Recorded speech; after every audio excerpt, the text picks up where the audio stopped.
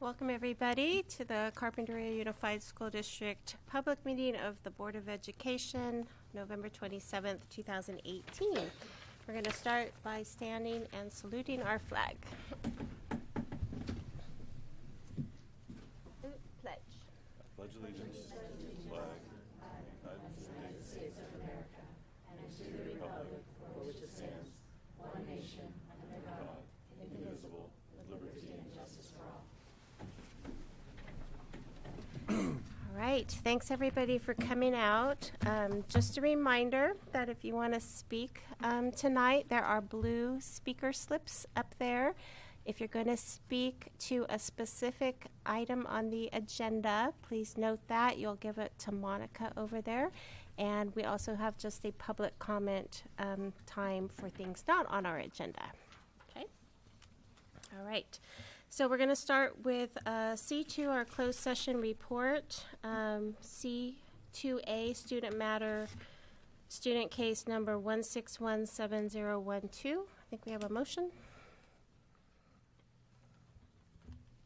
Yes, I'd like to move.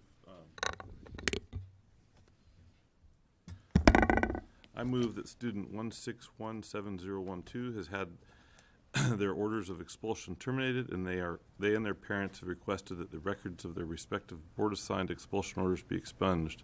Further move that the expulsion records of student 1617012 be expunged. I second that. All right. All those in favor? Aye. Aye. Item C2B, student matter, student case number 1718004. Yes, I'd like to move that student 1718004 has been found to have successfully completed their rehabilitation plan as specified in their respective board-assigned expulsion orders.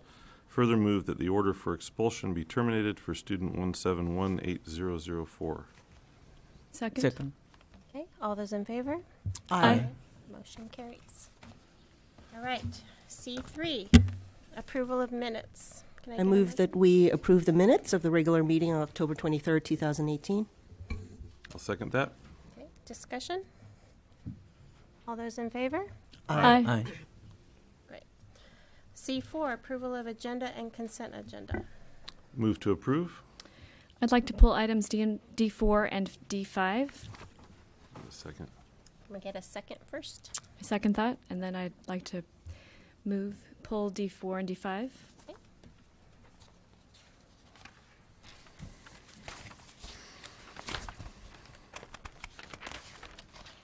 Okay, we'll move both of those to business.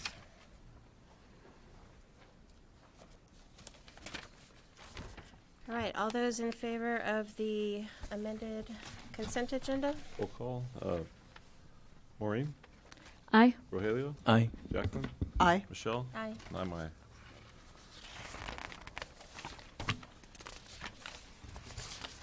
All right, we are on to E, public interest reports presentations. E1, student representative report. Hello. Hi. The fall semester will soon end at Carpinteria High School, and students are busy getting ready for final projects, mock interviews, and submitting some late assignments. The semester will come to an end on December 20th, and semester finals will be held December 18th, 19th, and 20th. Tomorrow, our Muses class will present their fall production of A Haunting We Will Go. The play will be held at 7 p.m. on Thursday, November 28th through Saturday, December 1st. Please join us as we support them in their fall production. Our winter sports are in full swing. Please come out and support our Warrior athletes as they compete in soccer, basketball, and girls water polo. Finally, seniors are busy finishing their college applications and will be submitting them by November 30th. The academic counselors in EAOP have been supporting the seniors during this busy time. Thank you. Well, short and sweet. Right. E2, appreciation to existing board members. Superintendent Rigby. Thank you. I ask you to come down and join. Sure. We're going to join. Lynn?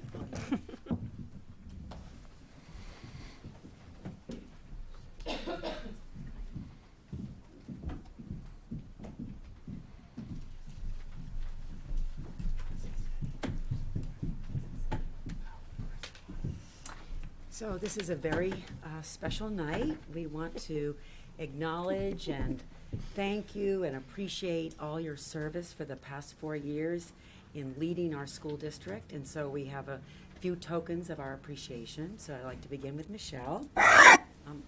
It's a certificate of appreciation in recognition of your dedicated service to the students, staff, and families of the Carpinteria Unified School District, for your commitment and devotion to the power of our public schools, for your leadership, compassion, and dedication to the lives of students and their families, and for your belief in the success of every employee and student. The Board of Trustees and the entire school community offer their heartfelt thanks and appreciation to Michelle, and thank you for your 4 years of faithful and dedicated service to enriching the lives of students in our communities through your commitment to our public schools. Thank you. Thank you, Michelle.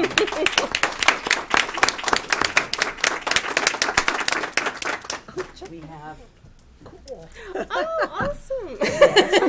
because being on the board is a contact sport. That's true. So you're a warrior. With endurance. Yes, Yes. you're a warrior. Thank you. And also an orchid for Right, you. that's beautiful. Yes, Thank you. thank you. So I know our board members and colleagues have a few words to say for Michelle.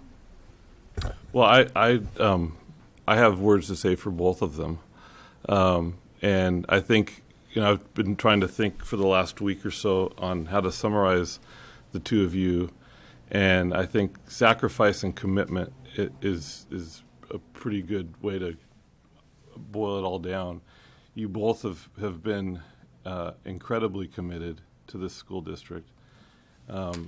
Michelle as an employee first, and then as a board member, and Jacqueline as a parent and dedicated Summerlin representative. I don't think anyone really appreciates the level of commitment or sacrifice the board members make until they actually are up here, and these two exemplify what it takes to be to make a very strong, effective board. That you guys are. Michelle, your son has graduated many years ago, and you're still so dedicated to public education and committed to the betterment of our students and the community. And Jacqueline, you are the same. You're a product of public education as an immigrant to this country, and you've seen firsthand what it can do to bolster one's spirit and abilities, and give someone the ability to be successful in life. And it's been a true pleasure for me to have been able to get to know both of you and work with you both. And I'm really going to miss, the camaraderie. And I think what's wonderful is that, we don't always agree on everything, yet we are all truly committed to making sure that we're able to give our students the best possible education we can, and that they have the tools necessary to be successful in life. And I think you both exemplify that completely. So I'm going to truly miss working with you.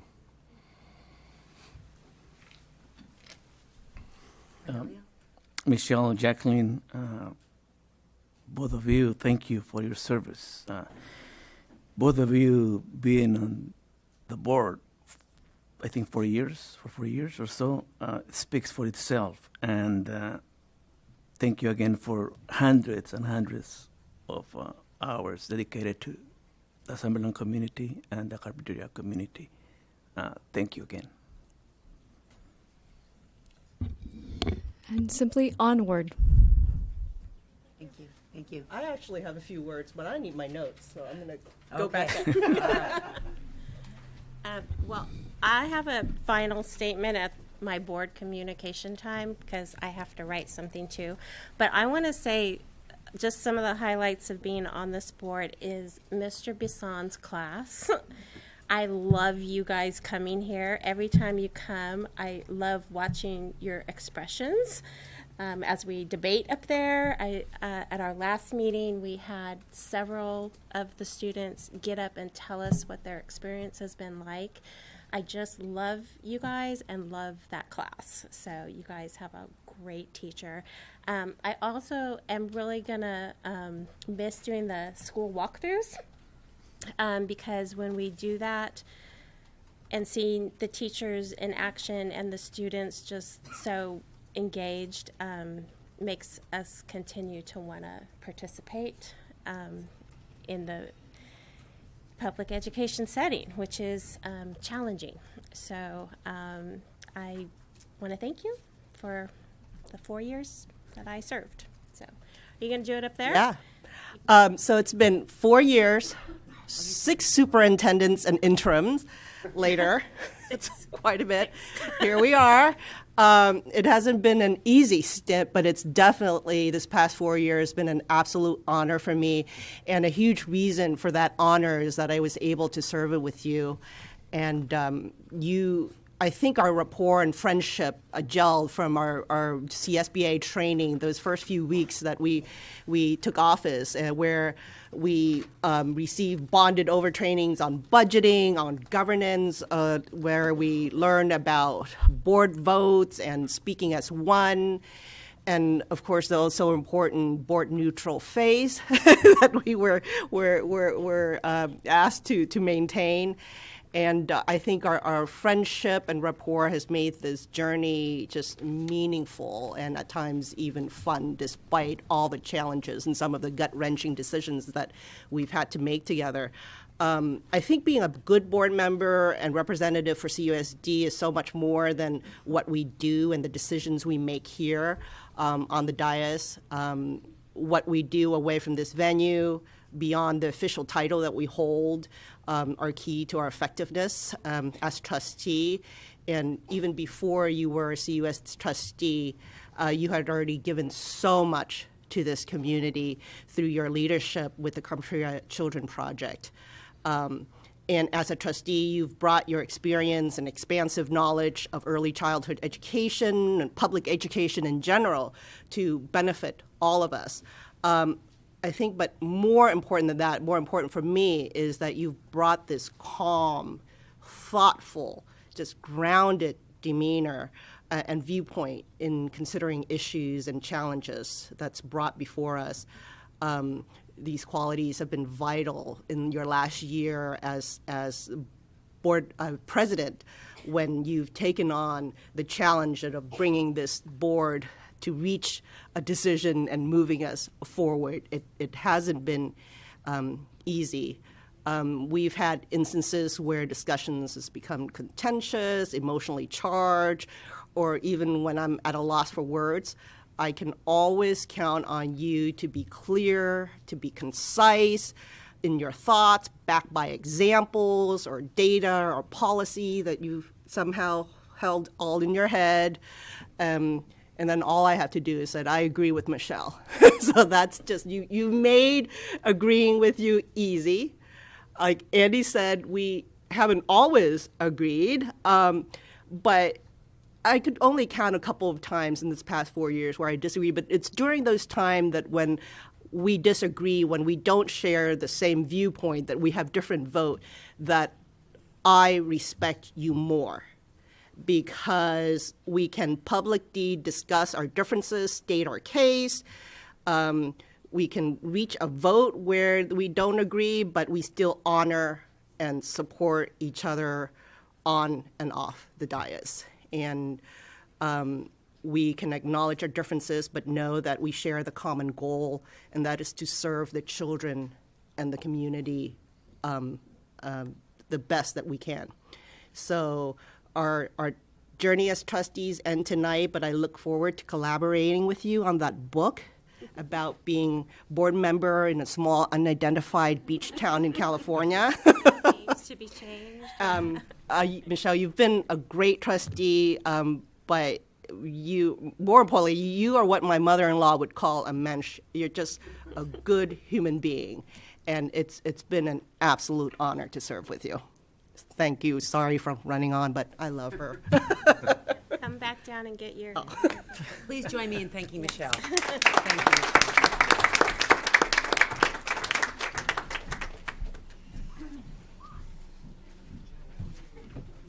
Yes. So now I'd like to read some words for you, Jacqueline. A certificate of appreciation in recognition of your dedicated service to the students, staff, and families of the Carpinteria Unified School District, for your commitment and devotion to the power of our public schools, for your leadership, compassion, and dedication to the lives of students and their families, for your belief in the success of every employee and student. The Board of Trustees and the entire school community offer their heartfelt thanks and appreciation to you. Thank you for your 4 years of faithful and dedicated service to enriching the lives of students in our communities through your commitment to our public schools. Thank you, Jacqueline. Thank you. Okay, contact sport, you're a warrior. I love it. There you I go. love it. And you have your orchid. Great. And I know that Michelle has a few words for you. I do. So it's Yeah, my so come turn. So I don't know how many people really know your whole journey and story, but for those of you who don't, Jacqueline was an immigrant to this country, came to the public education not speaking any English, and so she has brought that lens and that background to her work on the board and has made all the difference in the world in honoring diversity and tolerance and understanding, and that's such a gem for a board member to have. She also is a very successful nonprofit leader, and so her knowledge of social services and how to bring in the holistic approach into education has also been such a benefit. I can't imagine anyone more passionate about representing Summerland than you, but I know that your successor probably feels the same way about Summerland as well. I know you're going to be continuing to be involved at Summerland and on district committees and be a part of this district for many years to come as your girls are still young, and I'm going to really miss working with you. Yeah. Please join me in thanking Jacqueline. Did you want to say a few words? Sure, I just have a few words. It's been such a journey. I've learned so much about public education, and I'm so appreciative of all of us the CUSD family, that brings education to the children in our community first. We have to start out with the teachers.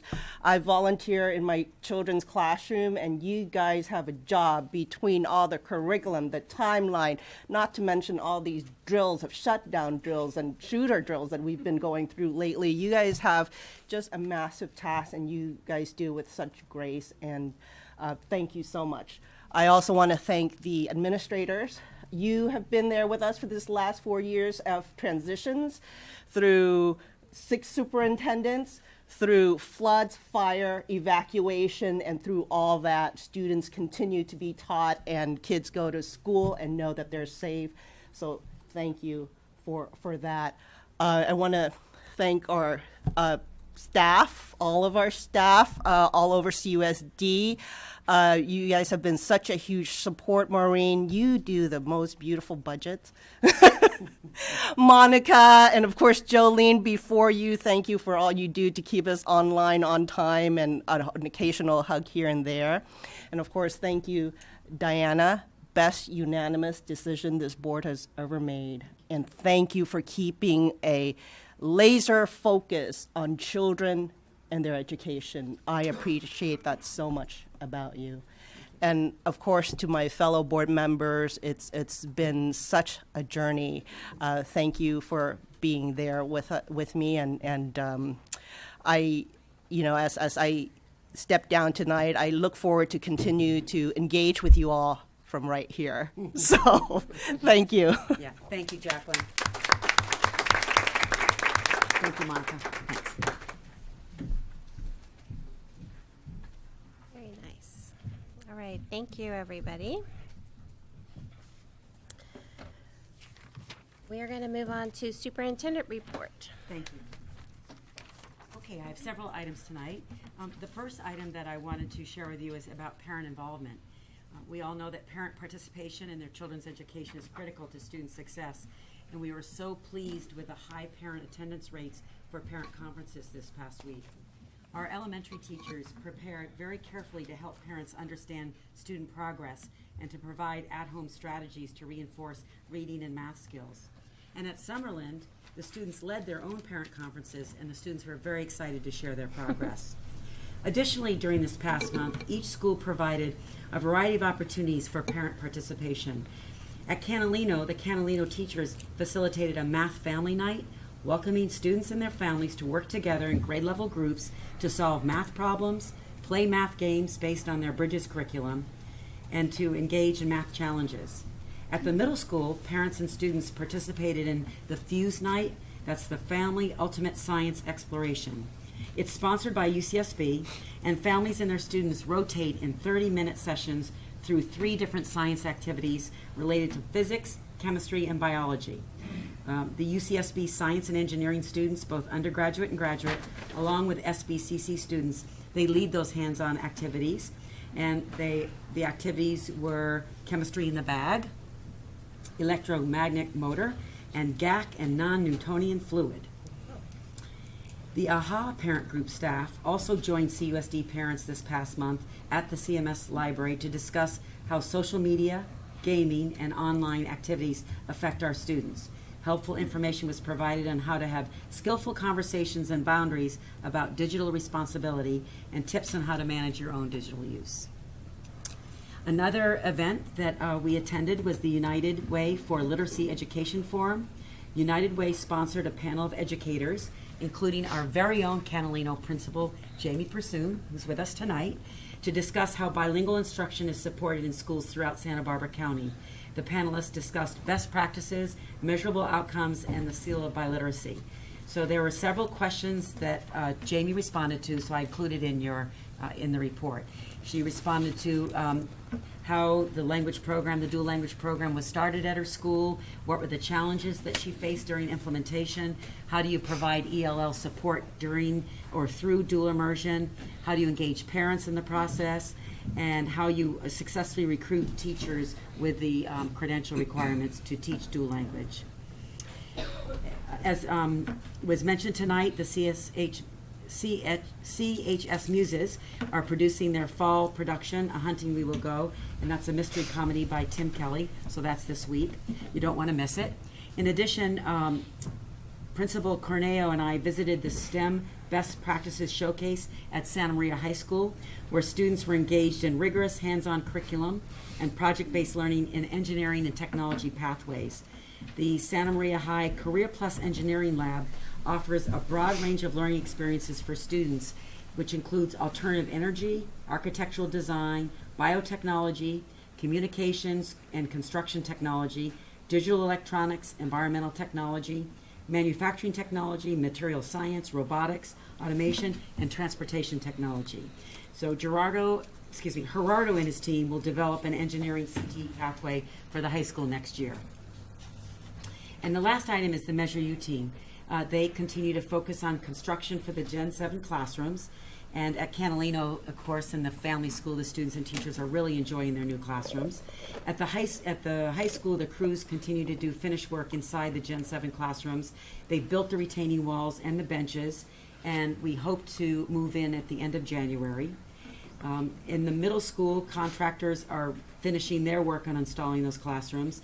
We have ordered all the new desks and chairs and shelves, and we hope that they'll arrive in early January. In addition, the district has submitted its application for the coastal development permit for Main School to the City of Carpinteria. We are also scheduling meetings with the Architectural Review Board and Planning Commission. And then the coastal development permit process is requiring us to compile data for the Summerlin project. And that will be filed with the Summerlin Architectural Board of Review. And that should take about 3 to 9 months. And then planning has also begun for the next phase of Measure U projects. That's modernization of existing classrooms at Aliso, Canalino, and the high school. So we'll begin construction in the summer of 2019. Thank you. Great. Thanks. Okay, we're moving on to item E4, which is the 2018-19 single plan for student achievement for Carp High, Carp Middle School, Aliso, and Catalino. Looks like Mr. Cornejo is going to go first. Welcome. Hello, how you doing? Good, thanks. Thank you, Gerardo. PowerPoint.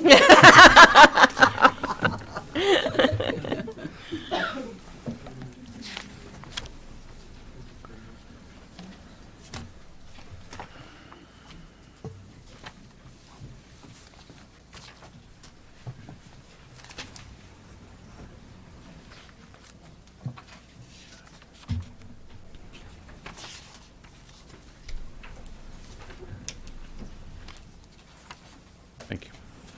Well, thank you very much for having us. Carpenter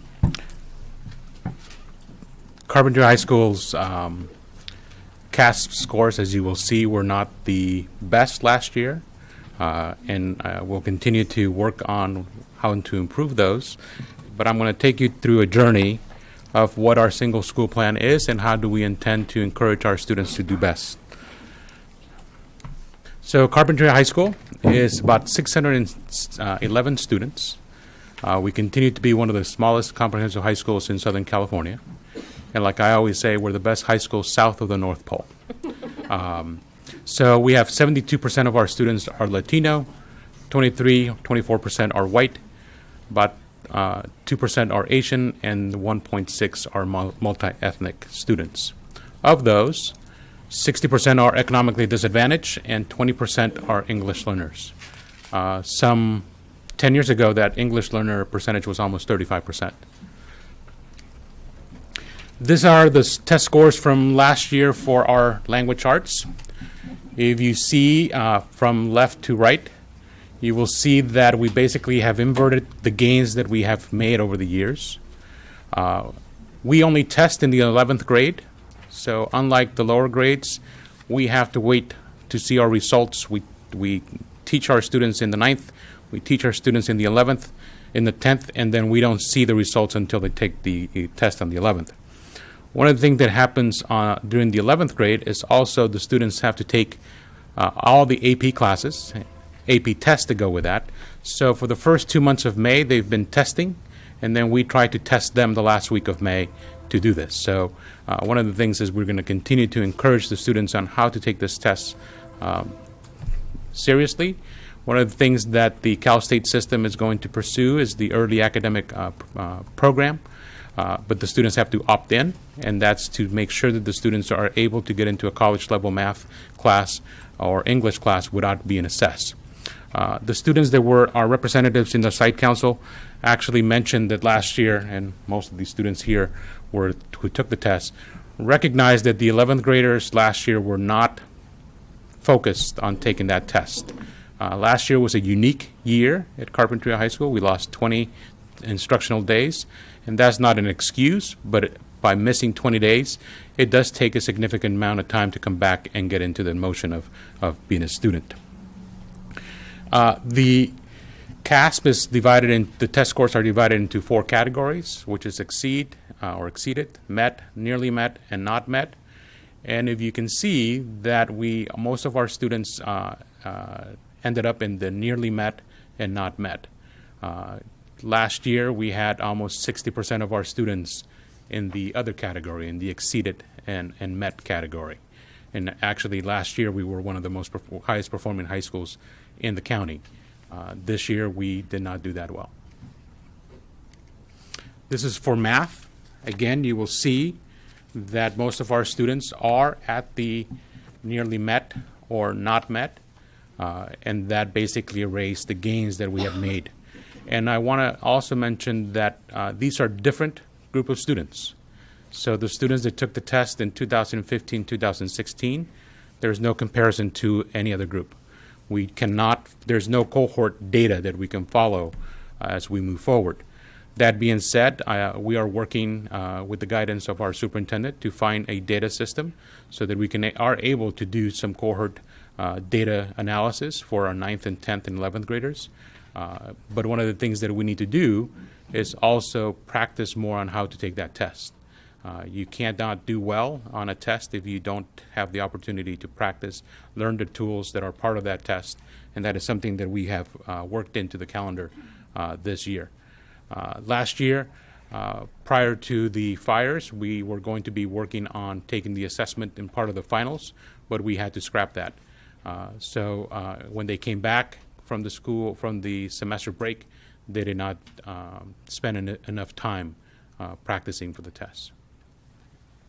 And the emphasis back then, based on conversations from teachers, was trying to do as much catch up for the students in the AP classes so they could take the test in early May.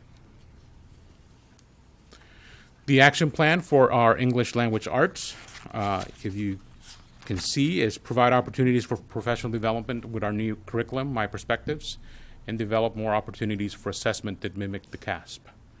Use morning meetings to identify teaching strategies and to calibrate essays and grading, and to continue to gather data to provide support for cohorts. Develop a placement test for our ninth graders so that we can go to the middle school, find out what are some of the areas that we need to be working on as they come to us as ninth graders, and to continue to use extended learning and step-up program to provide additional support for struggling students and identify those students before they begin to actually experience some struggles in their classes. In the math, the action plan is to fully implement big ideas, the curriculum, analyze data during morning meetings, to develop assessments that monitor student growth, develop support classes for students identified at the ninth grade. This is the second year that we've actually had a class for those students that we've identified coming in as a ninth grader who are deficient in some standards or some mastery of the math concepts. So we've added that course. This will be the second year that they are in the sequence. And to continue to use extended learning and step-up program for additional support for those struggling students and identify those students early on. At times we get stuck in this idea that we have a lot of students. We don't. We have 611 students. And we should be able to work and know where each of those students are capable of performing well and where we need to be able to support them to be able to do well on any concept that they are experiencing in their classes. How are we going to measure or achieve the goals for this district? The district goals for the LCAP, which is high quality standards-based instruction provided to and differentiated for every student. Well, at Carpinteria High School, we have to meet, these are the goals. 60% of our students will meet or exceed standards. 50% of our students will meet or exceed standards in math. English learners, increase the percentage of English learners who meet and exceeded standards for the CASP. And 80% of our ELs will score 3 or better in the new study skills class, in the new English skills. And long-term English learners will decrease by 5%. This year, we were able to reclassify almost 20 students at Carpinteria High School, which is a record number for Carpinteria High School, of students who have been in the EL category since kindergarten. And as you get into the higher grades, it becomes more difficult to be reclassified because it gets more difficult. So how are we going to do this? Well, we're going to identify students early on for the math and English. We're also going to provide more interim assessments and monitor student progress. We're going to develop a placement criteria for students in ninth grade and assess them early in March at the middle school so that we can begin to see how that will impact our master schedule. And to maximize our PLC time to analyze student data and monitoring student progress, and hoping with the new software that we will be purchasing, that will allow us to use some data along the way and be able to follow a cohort of students from one year to the other. Right now, we're not able to do that. We don't have the software or the data system for that. The district goal, number 2, which all students actively engage in learning and participate in a positive school culture in partnership with parents. These are the goals that are also the district goals, which is 90% of the students will report a high level of school connectiveness, academic motivation, high expectations, and so forth. But these are the same goals that you're going to see throughout the evening. These are the same goals for the middle school. These are the same goals for the Calino, Aliso, Summerlin. These are so you're going to see them but it's the same goals that all the schools at Carpenter Unified School District are trying to achieve, because they're also the goals that you have set for the district. And how are we going to achieve these goals? Well, we're going to study right now we're doing an advisory period, doing eighth period on Fridays. We've been meeting as a committee to identify how we're going to implement this school-wide, probably next year, to develop those relationships with the teachers, so that they're able to know how those students are performing in the class, what kind of services those students need, and how we can support those students to be successful. To provide support services from STAR therapists, hospice, grief counseling, and also our WASC accreditation committee gave us a task to do, which is our RTI, our response for intervention, and those will be making some recommendations. They met yesterday, and they will be making recommendations to the entire staff on Monday at our staff meeting. The district goal number 3, which all students will graduate from high school, college, and career ready. These are the same goals that you have set for the district, which are the same goals for all the schools at Carpenter Unified School District. How are we going to achieve this? Well, we're going to develop a career and college completion matrix for each student. The state has decided that if a student goes into a CT program, let's say they take culinary arts, and they take culinary arts 1, and they never take another class in culinary, the state has said that they're not career ready because they have not finished the pathway.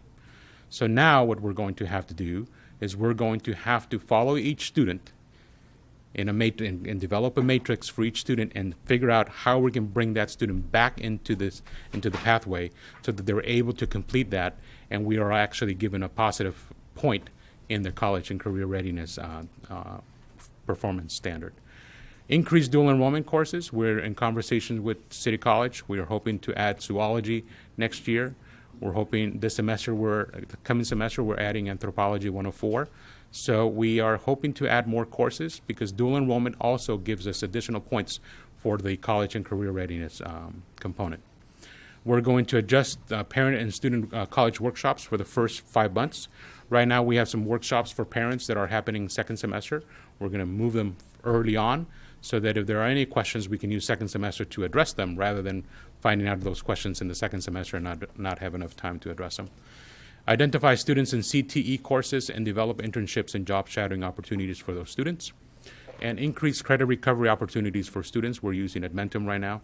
Last year, our summer school was entirely using Edmentum. We did not have a traditional summer school class, and our classes were very successful for those students.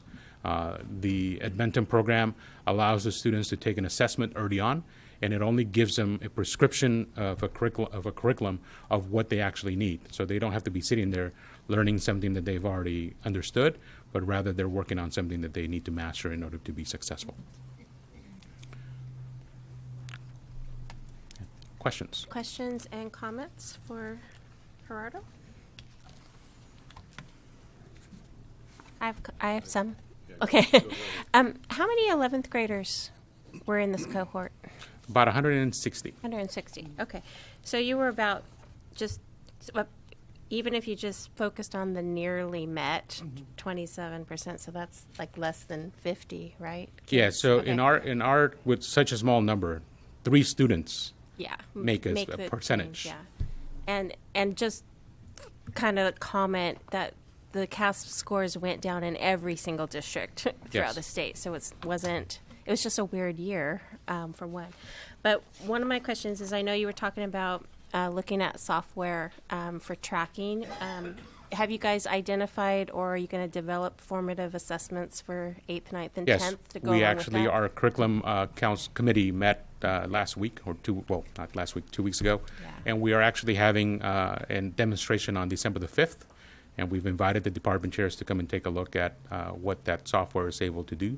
And if that's what we all agree that we are going to use, because we also want to get something that is actually going to be used, then that's what we'll be recommending in the long run. Yes, that's the challenge all over. So Yes. yeah, you're on the right track. So. Thank you.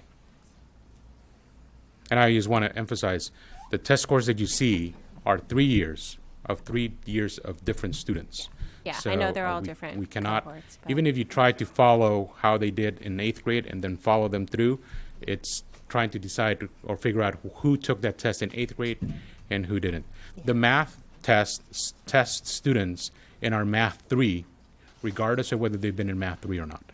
So that's something that we have to work on to make sure that all students finish that Math 3 sequence.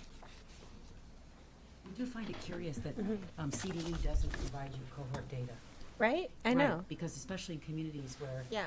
students are there for predominantly their entire educational career. Right. So it's atypical. Which would be aligned with Yes, CAF. That would yes. make sense. It would but make complete sense. we're And talking so about the we were Department looking of for cohort Education, data, right. and it's Why Right. why can't we align this with STAR testing or some other assessment that we've done that maybe isn't it's not the same type of test, but at least it would give us some indication of what the achievement levels were. So today, our IT department was finally able to solve one of those issues. Our Pearson's software that we use with My Perspectives has actually been, for the first time, is able to speak to Aries, our software. So going on, the assessment that the teachers in the 9th and 10th grade give our students, we will be able to keep that data. Pearson was actually we were losing that data at the end of each school year because we did not have the proper coding to have our system speak to their system at the end of the year. So it's been fixed. That's how Pearson makes its money. Yes. That was actually my question too. Well, one of the questions that I had, which was, if we're only relying for that state data to come down in 11th grade, it seems like we're losing some missed opportunities to track our students and find out where the missing pieces are. And just, I'm sure that there are ways of testing, and then at every stage, first semester 9th grade, second semester 9th grade, and really making sure that we're catching the students that are falling through the cracks. So And yes, and you would be amazed at how many high schools are in the same situation as we are. The emphasis for the CASP scores and the emphasis for the CASP assessments and for the curriculum has been K through lower. There's really no curriculum for high schools. They're just guidelines and adopted text curriculum that we have to go out and make sure that it fits with our Common Core standards. But the emphasis of all the support is K and below. High schools have been left to do three things: figure out what curriculum to use, how to use it, and how to assess and follow those students. So that's something that we continue to struggle along with every high school in California. The state, like our superintendent said, does not give us any cohort data.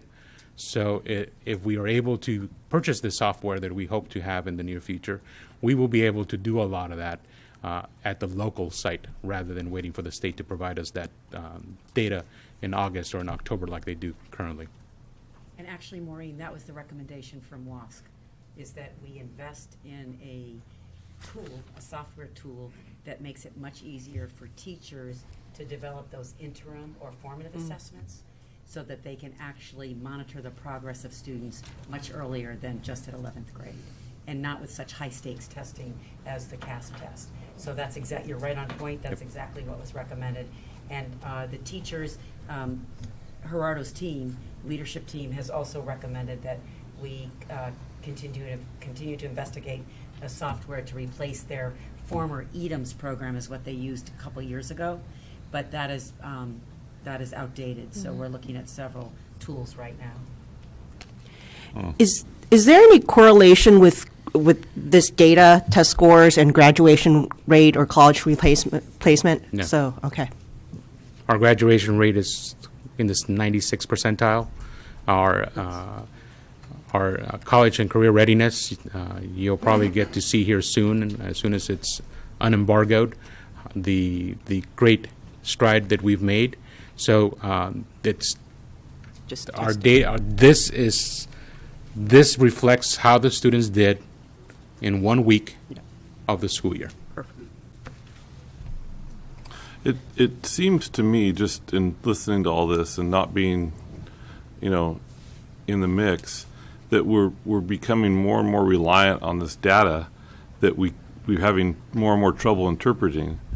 And I'm just wondering if maybe we could step back and look at the performance. There has to be something going on with the curriculum or the testing that the students. What's the format that the test is given? Is it multiple choice? Is it written answers? Yeah, it's a combination of all. It is. Yes. So are we testing the students in a similar method? And that's throughout what the we year? need to do. One of the Because things, I know a lot of students struggle with, some may write really well and perform really well extemporaneously, but then others don't, and then they may not do very well at all on a multiple choice test.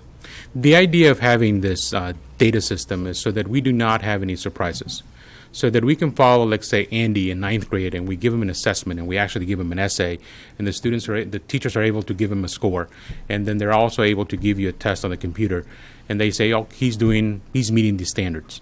And then all of a sudden, in 10th grade, or twice in 9th grade and twice in 10th grade, you do very well. And then in the 11th grade, you don't do well. Then we know that something did not go well. Right now, we don't have that data for 9th and 10th grade to follow you along the way, to give us an idea of what went wrong. The only thing, or what went well. The only thing that we have are your grades, which is not reflective of actually how you're going to do on this test that we have. Many years ago, we had the California High School Exit Exam. Students did very well on that because it mattered. Students do very well on the AP exams because they matter. This test, unfortunately, it does not hinder whether they graduate or not. It does not affect their grades. It's just doing their best to make sure that the high school reflects the quality school that it is, and hoping that the students take their time, do their best in taking this test. Last year was a unique year, like I mentioned, hoping that this year will be different, and our teachers are focusing on trying to make sure that the students will do well when we take this test in May. And ultimately, we choose to take this test in May because if we take earlier in the month of April, which we could, we're basically taking out 2 weeks of testing of instruction for students that are in the AP classes. So we as a school have to take some decisions in where are we going to put this test along the way in our calendar that is going to support students, but at the same time also that we're able to give them the test and don't run out of time. So our test this year is going to be, again, the last week of May, prior to Memorial Weekend, and that's right after AP testing. And then this year, we're actually going to be testing science. Our 11th graders will be taking science, and if they fail to take the test as 11th graders for science, they're going to have to take it when they're seniors. So, and that's the new guidelines. In about 3 or 4 years from now, it's going to be social studies, and you're going to be back how we used to be here with the old system, where we were giving students math, English, social studies, and science, except instead of giving them in the 9th and 10th and 11th grade, we're giving it to them on the 11th. And back in the old days, we used to give the assessments based on the class that the student was in. Right now, the assessment is being given to them based on the class that they should be, whether they're in or not. And also, Gerardo, colleges, universities nowadays, they take into account that GPA and test scores. But actually, that's like a report card on each student. Yeah, they don't take these assessments. Yeah, I know. These tests are like GPA, for example. They do take the GPA. Something that our current 12th graders have not been told, and they will be told here soon, is that City College, along with every community college, is no longer going to be given an assessment to place for a math or English class. It's going to be based on their GPA and what class they're currently in. So we're working with City College to make sure that that system is fair, for that system to actually give the students the opportunity to be in the right class. And we're working very closely with City College as they work through this new law that they have to make sure that it's in place for this incoming class of 2019. Okay. So that's something new. Yes. Okay, thank you. So you don't have to take an assessment to go to City College anymore. Make sure you get A's and B's. That's right. So, just to clarify, is this, because we weren't provided with a cover sheet for these, is this single site plan our yearly chance to kind of hear from each school site how they did Yes. and then how they plan to improve for the next year? Okay, because what I'm hearing is the only assessment we're being presented with is that CASP report material, and I feel like it's a little confusing for me because we're being told on one hand, you know, it's only one day, it's not supposed to be a report of everything, and yet it's the only data that as a board we're being For the high presented. schools, that's the only data that you have. Unfortunately, that's Okay. the only thing we have. So- no other high school has any other data. For the elementary and middle schools, you have testing that is given to them every year, but for high schools, it's only the 11th grade. So as part of this presentation, were we only supposed to be presented with the CASP material? Yes, that's the requirement Okay. for the SPSA, that you include all the Okay. state testing results. Um, And as you recall, we had spoken in September when I presented the dashboard. I had indicated that you had asked about the test scores, and I indicated that each school site would, or each principal would be presenting their school site results and their plan for improving student learning at each school site. So I think just for the sake of that exercise, we have to then look at these. We have to take this data seriously as a board, at least, because that's the whole point of this exercise. And I mean, for better or worse, at the district, at the board level, you know, we have that kind of bird's eye level.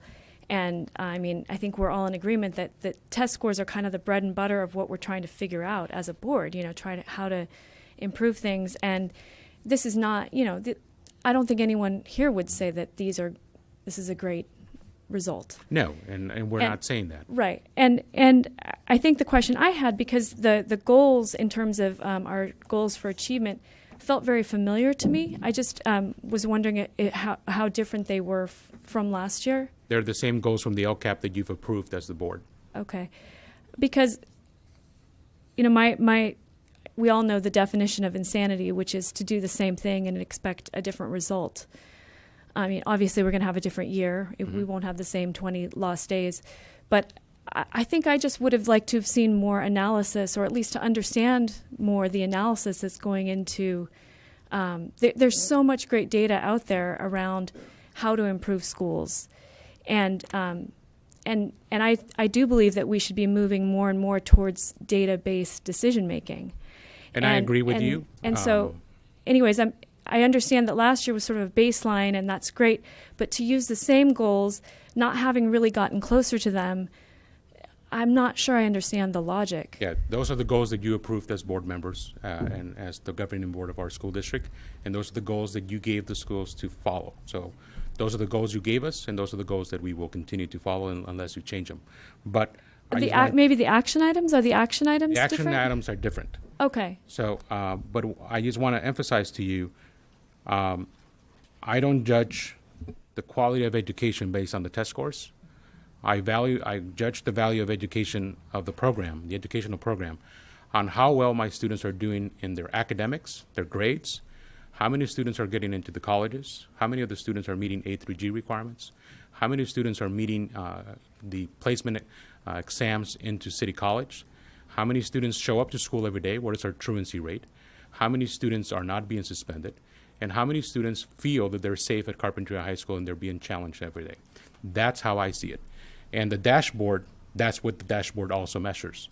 The dashboard is measuring how many students are college and career ready, how many students are showing up to my school, and how many students are feeling safe and being challenged every day by the quality educators that we have at Carpentria High School. The test scores, to me, they're very serious, and I take them very seriously, but that's just one of the many data points that we have at Carpentria High School. Unfortunately, the data that allows us to analyze the CASP data, we do not have. We have multiple other types of data that is not part of this single school plan that we use to analyze on what programs we need to implement, what programs we need to change, and how we can better serve our students. Well, maybe, I understand that this is a requirement by law, but I would love to hear in the spring, another report saying, call it whatever you want. This is a legal requirement that we have to do this exercise, but I would love to hear a more holistic student-centered approach and say, here are all our different metrics, and say, I don't know, call it something else. If it's not a requirement by law, we can still learn that I material. would be more than And happy to come and do a yeah, presentation and- on our WASC report that we just completed. Yeah, and from all the schools too, I think as I now am learning, this was simply a requirement by law to fulfill. It's kind of fulfilling an exercise on understanding these scores and moving forward. I think if you're saying that it's important to get this other picture too, and it can't be included in this, that other information that you just mentioned can't be included in this. That's why, as a high school, every Right. 6 years we go through an accreditation process. Okay. We just finished one. Okay. We had 2 of your board members visited us on that Sunday. They were there that Sunday and spoke to the committee.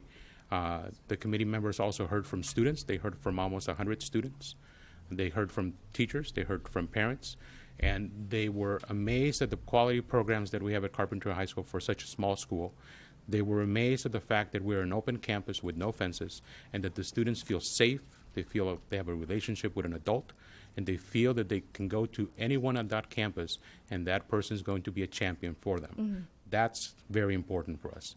And the WASC committee members who come from various places in Southern California were amazed at the quality program that we have with your support as a school board, who provide us with the funding every year and provide us with the guidance that you have given us for the last 4 years. But it's very important that we take into analysis that as a high school, we have many facets that we have to be able to provide our students. And the number one is graduation, and are they ready to be college and career ready when they finish their high school? Right. And I totally understand that. I'm just trying to understand this project, which is this board item tonight, because as board members, the first thing we get asked on the street when we're in the community is about test scores, and especially families coming in from other places, looking at our schools. You may not see it as an important metric, but it is a way of trying to understand our schools from one point of view. So thank you for showing us that wider picture. Thank you. Thank you, Gerardo, very much. Thank you, Gerardo. Yeah. Thank you. Right. Who's up next? Carpinteria Middle School? Lisa. All right. Welcome.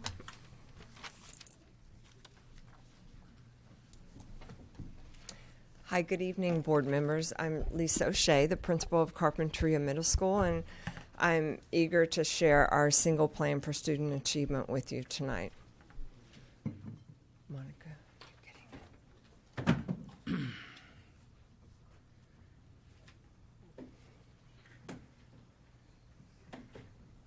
That one.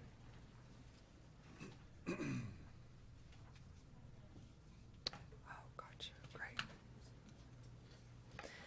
So the demographics are very similar to the high school. We have just under 500 students, 79% Hispanic or Latino, 18% white, non-Hispanic, about a third are English learners, and about 2/3 are considered economically disadvantaged.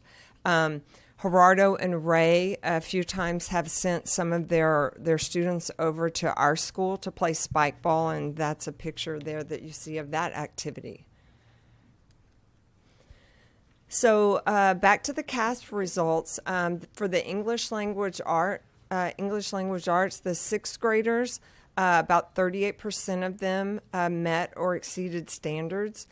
Grade 7, about 43%, and grade 8, about 44%. And in math, the scores were a little bit lower. About 25%. It's a little hard to read with the black on blue from here. Hopefully I'm doing that correctly. About 25% of grade 6 students met or exceeded standards in math. About 32% in grade 7. And then in grade 8, over 40% met or exceeded standards in math. For the English learners, so this year this is a big focus for our school, our English learners. So for the English language arts test, in grade 6, only about 7% passed, about 12% in grade 7, and about 6% in grade 8. The math was concerning. Grade 6, we didn't have any, 0% passed. grade 7 about 4%, and grade 8 about 6%. And then as I go through the goals later and the actions, you'll see how we're going to improve that. So the LPAC results. So the LPAC is the test that replaced the CELT, and this is given to our students who are our English language learners. And we did just reclassify right before Thanksgiving. We had a dinner, a celebration with all of the families, and we reclassified just under 40 students. So it was a fun celebration. But the good news is, looks like the spacing is off here a little bit, but we had, if I'm remembering it, when I reviewed this earlier today, the spacing is off, but 79% scored a 3 or 4, which is great. I know Gerardo just shared his goal to be 80% as to score 3 or 4, so we're almost there. Thank you. Economically disadvantaged in the English language arts. These, if you looked at our original data, about 2/3 of our school, the students are economically disadvantaged. So this data here, it sort of mirrors the overall data. So about 33% of grade 6 of the economically disadvantaged students met or exceeded standards, 39% in grade 7, and then 38% in grade 8. And then with the math, those same economically disadvantaged students, for grade 6, about 19%, grade 7, 26%, and grade 8, 29%. And then special education. So these scores for the English language arts, grade 6, about 12%. Grade 7, about 8%, grade 8, about 17%. And then the math is what I found really interesting. Grade 6 was about 7%, grade 7, about 8%. But in grade 8, we had over 31% of the special education students met or exceeded standards in math, so that was great. So the district LCAP goal number 1, high quality standards-based instruction is provided to and differentiated for every student. So our goals that Gerardo has said you have approved is for our English language arts, in that area for 60% of our students to meet or exceed standards, 50% in math, and then for our English learners, special education, economically disadvantaged, we want those students, the students that meet or exceed standards, to go up by at least 10%. So here are action items. Utilize the CASP interim assessments to monitor student progress. So this is underway now. Teachers are at different stages, but all of the students are getting the chance to log on, to experience a test, to put their code in, to use the tools, and just actually practice. The biggest thing for me is I wanted students to know and to understand like the level of rigor that the state is expecting of them, and just giving them this interim assessment is allowing them to see that. They'll struggle through the performance task, and then they'll grade themselves in math. They'll grade themselves on a rubric on how they did, and then we show them an exemplar, like this is what the state is looking for, this is what, and it just gives them a chance to see what's expected and what they need, the level that they need to perform. So teach close reading strategies and metacognitive strategies in all content area classes. Provide after-school reading intervention. Implement Lexia software to support language acquisition. Support and monitor the 3 levels of ELD classes. And use PLC time to analyze data to monitor student progress and determine interventions. So for math, to differentiate instruction to meet the needs of all students, we're really excited. The next one is we've leveled our math classes for targeted support. Our 7th and 8th grade math teachers just got a computer cart, a Chrome cart to share. And with the lower math classes, the teacher's taping the lesson, and the students use headphones, and they can follow the lessons. There's a lot of autonomy. They follow the lesson at their own pace. She said they were all 100% focused. Some were rewinding, listening to parts again. Some were going through it quickly and getting started on the work. And it's just really just being able to differentiate at that level, especially for the struggling students, has been really positive. Provide co-taught math classes. Provide after-school and before-school tutoring. And a lot of our teachers are also available at lunch and after school. And use PLC time to analyze student data and monitor student progress. And our teachers are very committed to their collaboration time, and it's very productive. Oh, oops, I turned it off on accident. While she's Oh, wait, I got it. While Here we she's go. fixing that, can you elaborate on co-taught math class a little bit more? Sure. So this year we have a 6th grade co-taught math class, and the class that we're co-teaching is the lower level math. So a lot of those students are special education anyway, so they're able to get extra help and support with that teacher being in there along with the general education teacher. So it's for students that maybe need a specialized academic instruction in math, but we're pushing them into a general education class and then giving them the support in that environment. I think the strength of it is that the math instruction is taught by a credentialed math teacher, Yeah. and then the special ed teacher is supporting that instruction. Right. Great. Yeah. So LCAP goal number 2, all students actively engage in learning and participate in a positive school culture and partnerships with parents.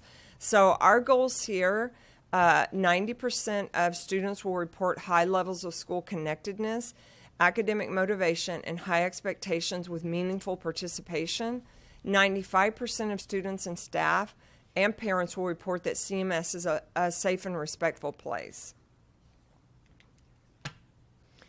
So these are some results from last year. If you look at the cluster on the left, one moment.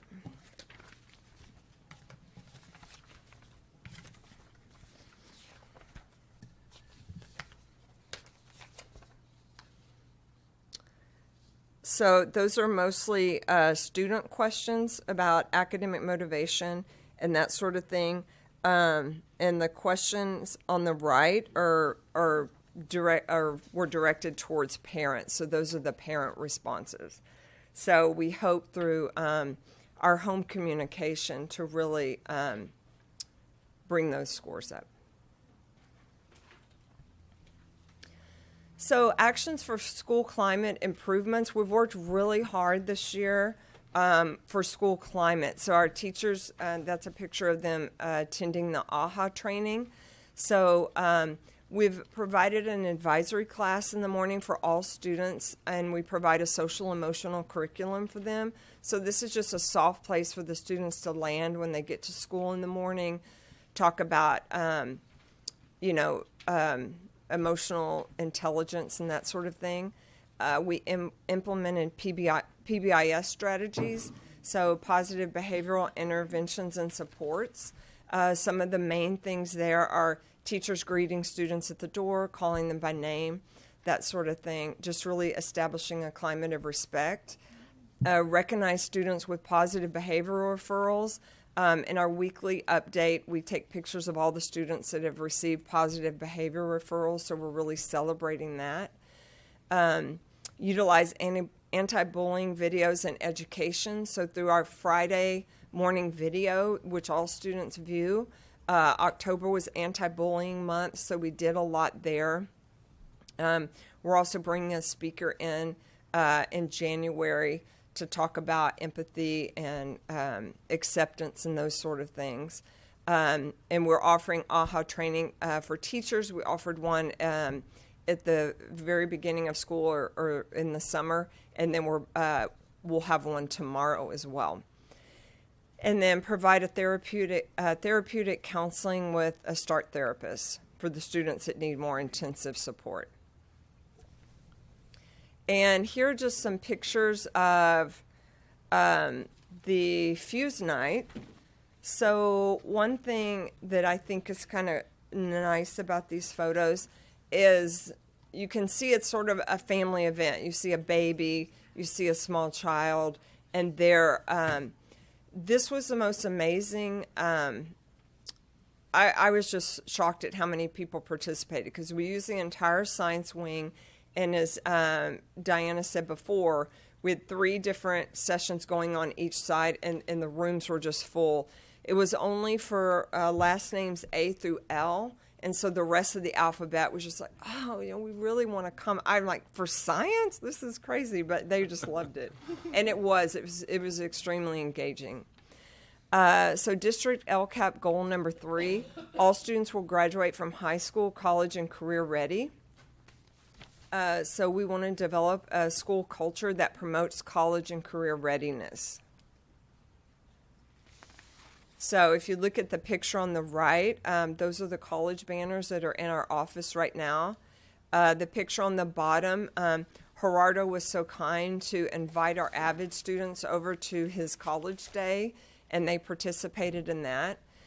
So we want to continue to develop our AVID program, to utilize AVID strategy school-wide, to host college night and college field trips, to provide multiple elective offerings such as Spanish, art, computers, multimedia, on your own class, leadership, and band, and increase the use of digital tools and Google Apps for education.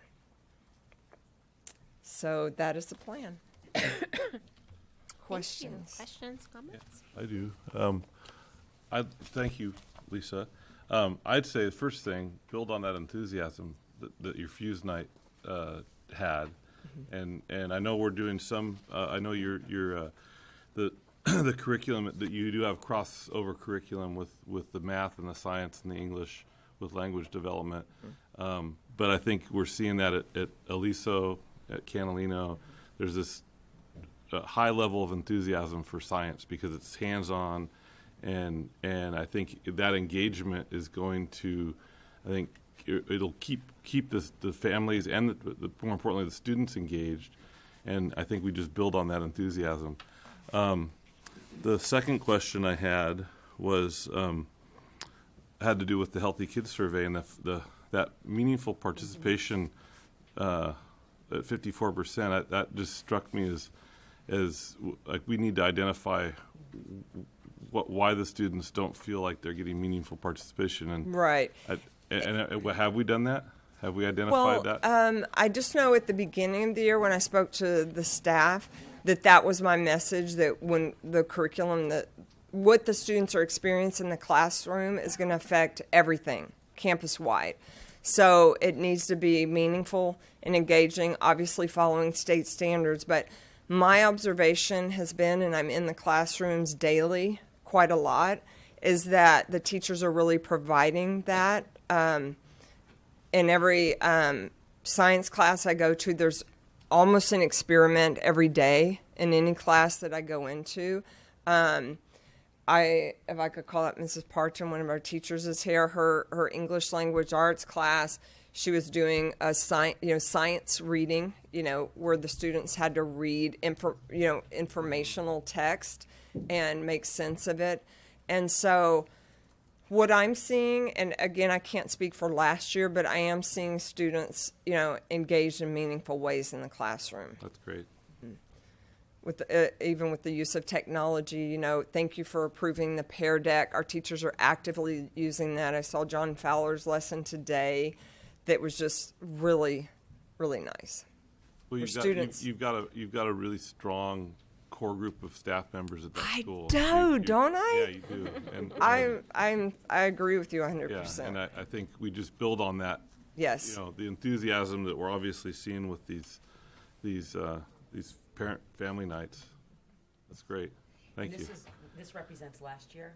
Yeah. And I do predict that It'll be- we'll be taking the Healthy Kids Survey in January. Yeah. And I think that's going to change significantly. Yeah, oh, I think it just will for the too, fact of yeah. what Lisa is describing.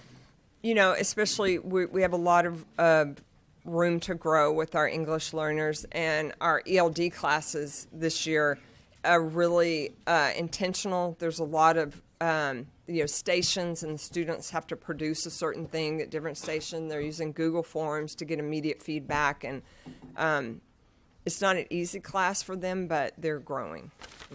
So, So just to clarify on this, we approved the LCAP goals, obviously, but the CM, like the goals for each school site, were those approved? Were those board approved? The 60% of students will meet or exceed standards, 50% of students will meet or exceed standards. Was that board approved? Those are in LCAP.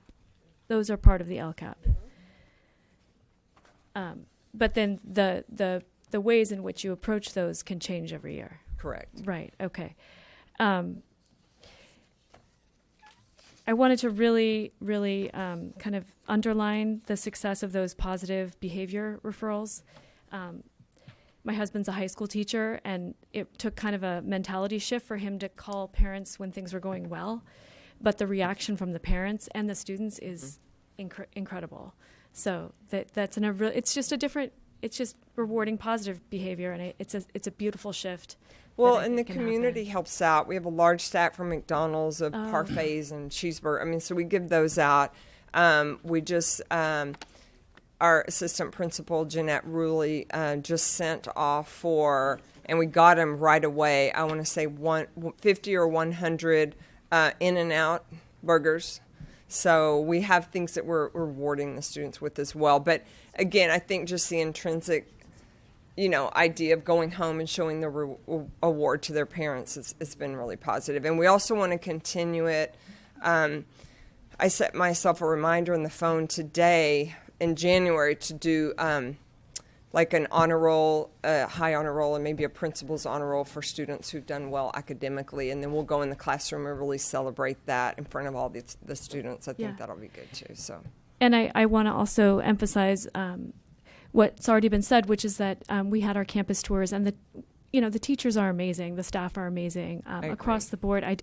They're unsung heroes, and I wish that they were celebrated more, even more than they already are in the community, because it's just phenomenal the work they're doing every day. I agree. And at the same time, again, those scores are just not where they want them to be, and so I'm really wondering if maybe there's, especially when you pull it out by categories, the achievement gap in the subcategories is really tragic. Mm-hmm. And it's not just us, it's across the nation, right?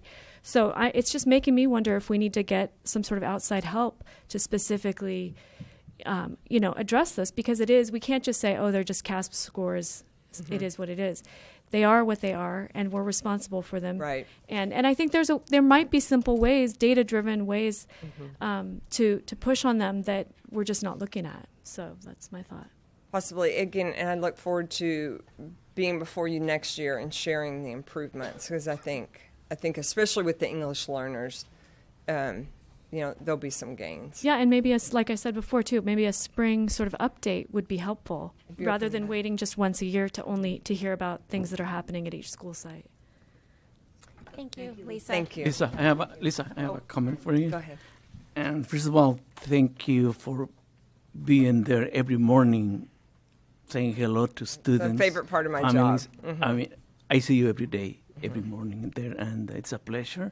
And actually, there's one word that 2 or 3 members have said: enthusiasm, and that's what you have. And I have said it before. Everything takes time. Like to improve things at the middle school won't happen overnight. Mm-hmm. It will take some time, but believe me, things will improve. And just want to thank you for being there. Thank you. And I think, kind of going what Maureen said, the staff at the school is really phenomenal. So together we'll get it done. Yeah, thanks. Thank you.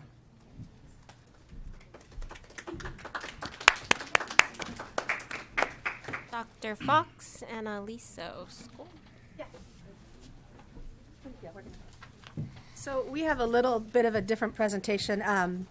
We're first going to start with our proposed biliteracy program at Aliso. So I brought a team with me. So we have Mary Lewandowski, TK teacher, Gretchen Toffelmeyer, Brett Weiberg, Susan Fredrickson, and then also Claudia Juarez here. So we're going to present our proposal, and then I'll go ahead and present my student plan for achievement. Okay. So, who wants to be responsible for turning the slides? Okay, I'll do it. All righty. So during the April 24th board meeting, the board requested that Aliso explore and pilot one of the CABE models by February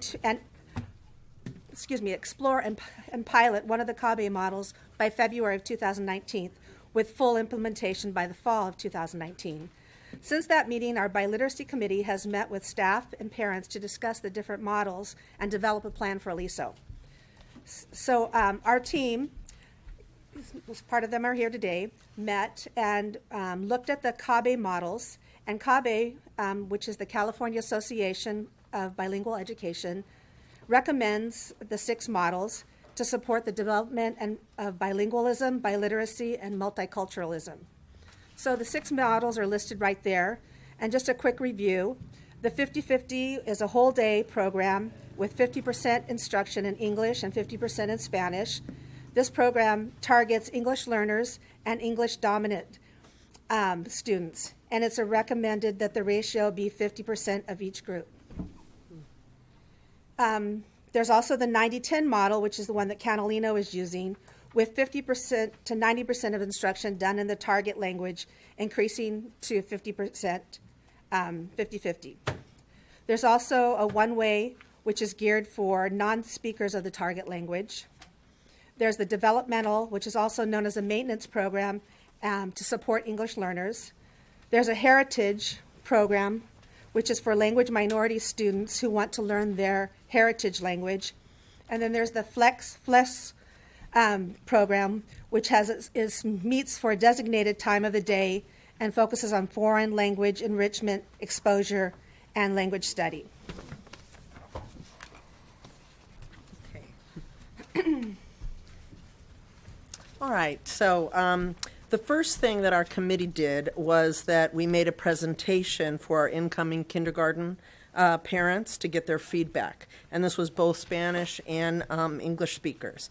The meeting was held at the end of May in 2018.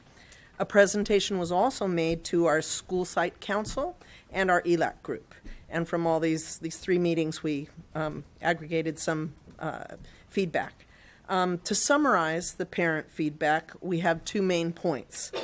One, they wanted a model that included the whole school, not a bilingual track, but the whole school would be included. And they were most interested in a bilingual Spanish language models recommended by CABE that kept the majority of teaching in English, with some part of the school day devoted to Spanish language learning. Some of the concerns or comments that parents made were they were enthusiastic about having Spanish, and the majority of these parents were Spanish-speaking parents. They were very enthusiastic about having Spanish and being able to help the students at home. However, they were concerned that the students would not be getting enough English language development because their home environment is in Spanish, and they were afraid that the students would fall behind in English. They were concerned about language confusion and reading phonics instruction. They felt that having English instruction at school was the most important, and that they would like to support Spanish development and retention of Spanish at home, and to have that be more of a interaction between the school and the home. Most of the people attending that meeting were Spanish-speaking parents, but some of the English-speaking parents also shared these concerns. However, not as much, because in their home environments, that's in English, and they can provide English language and vocabulary development at home, whereas the Spanish-speaking parents were mostly not able to do this.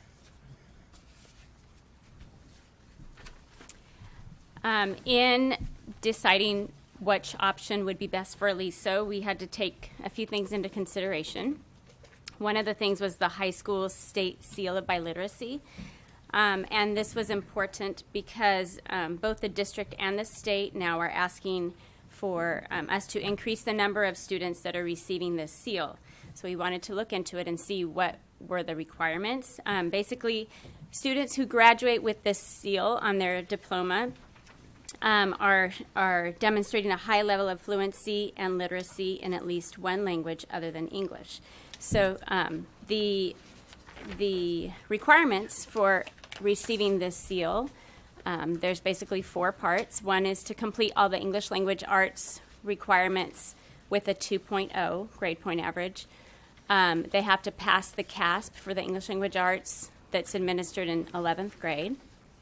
They have to demonstrate proficiency in one or more languages other than English. So proficiency could be measured in a few different ways. Any of those 4 options, you could either pass the AP test, you could complete 4 years of high school, of language in the high school. You could pass a district test if there is no AP test for that language, or you could pass the SAT to foreign language exam. So either of those would show proficiency. And in addition to that, if you are an EL student, they would need to pass the LPAC or just show proficiency in English through the LPAC. So when the committee was reviewing the different models, we wanted to ensure that our model would include all students in Aliso. So this is just a makeup of our students at Aliso, and so we looked at all the different language learners and our demographics when we were looking into which would best suit Aliso students.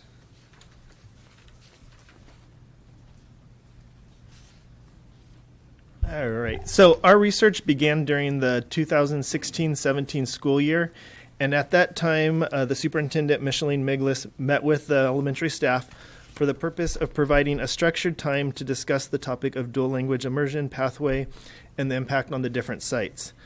As the Aliso staff values Spanish language learning, we decided to form a committee at that time to do more research into biliteracy and what would be best to serve the students at Aliso. First, we attended the Thomas and Collier conference at UCSB on the topic of dual language education. We then visited several dual immersion schools in both Santa Barbara and Ventura counties. And then the team met over the summer of 2018 to begin looking into the biliteracy program and what would be best for Aliso. Then we invited the parents to the meeting so that they could discuss their needs and ideas. And at that time, we did the survey to kind of guide us on what type of biliteracy program would be best for Aliso. After much research and collaboration, the committee found that the FLES model, which is the foreign language in elementary schools, would best serve the students at Aliso School. Instead of a small group of students having the opportunity of bilingual education, the FLES model would allow us to offer Spanish language learning to all of our students. The FLES model will introduce students to the Spanish language and culture, which will allow more students the opportunity to receive the seal of biliteracy in high school. Once deciding on this model, then we researched programs using the FLES model and visited and collaborated with Crane School about their model and the curriculum that they're using there. Did you already switch it? Okay. The FLES model will be based on the national standards for foreign languages.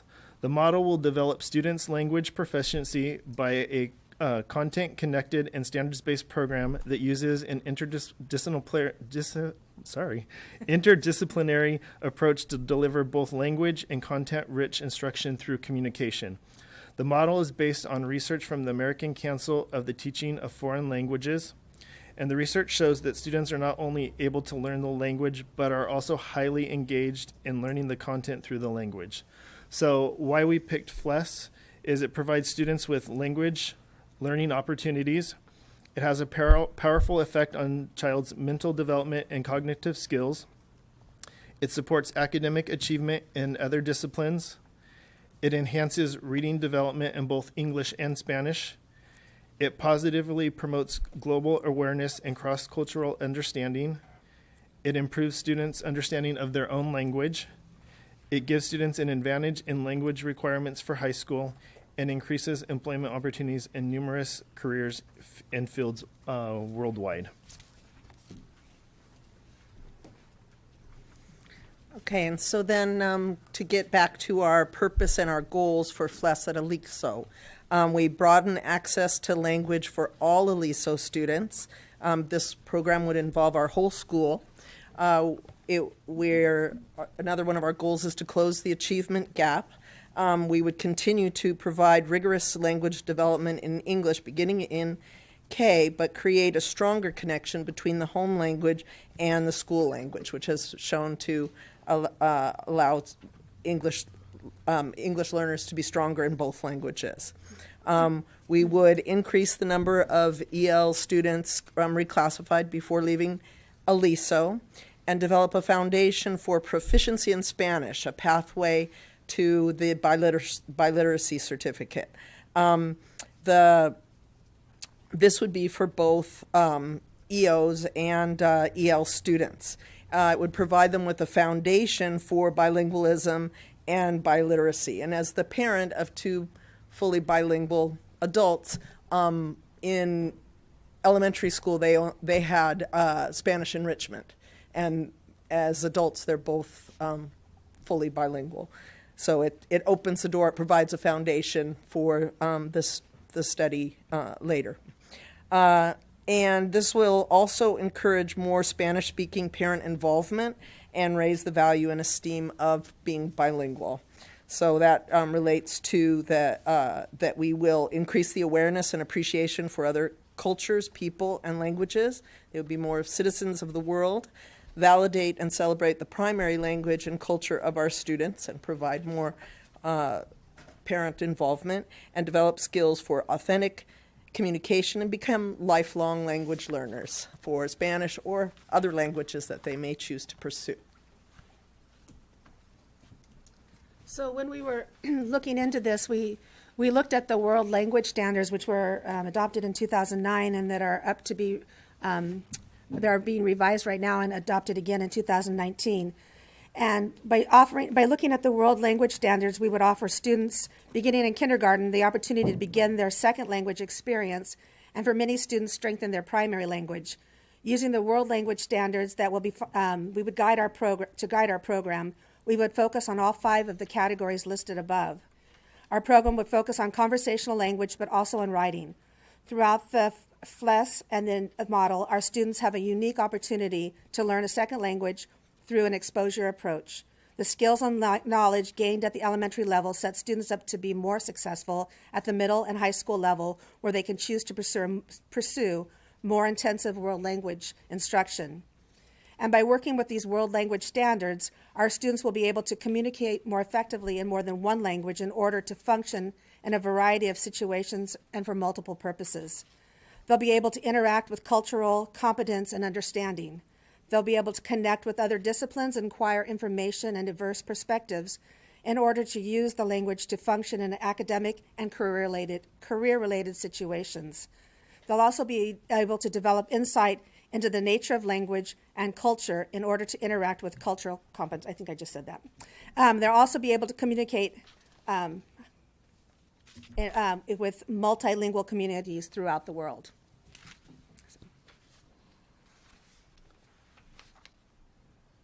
The next slide is just kind of an idea. We decided we don't want to reinvent the wheel, so we went looking for districts that were using the FLES model. We looked all over the United States, but we kind of were trying to focus on those school districts that are using it in California. So these are kind of the main places where we pulled our resources from and ideas from.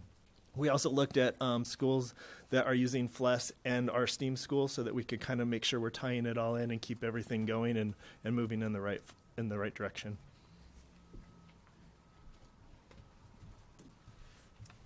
And one thing that was on a previous slide is that we had collaborated with teachers at Crane School, and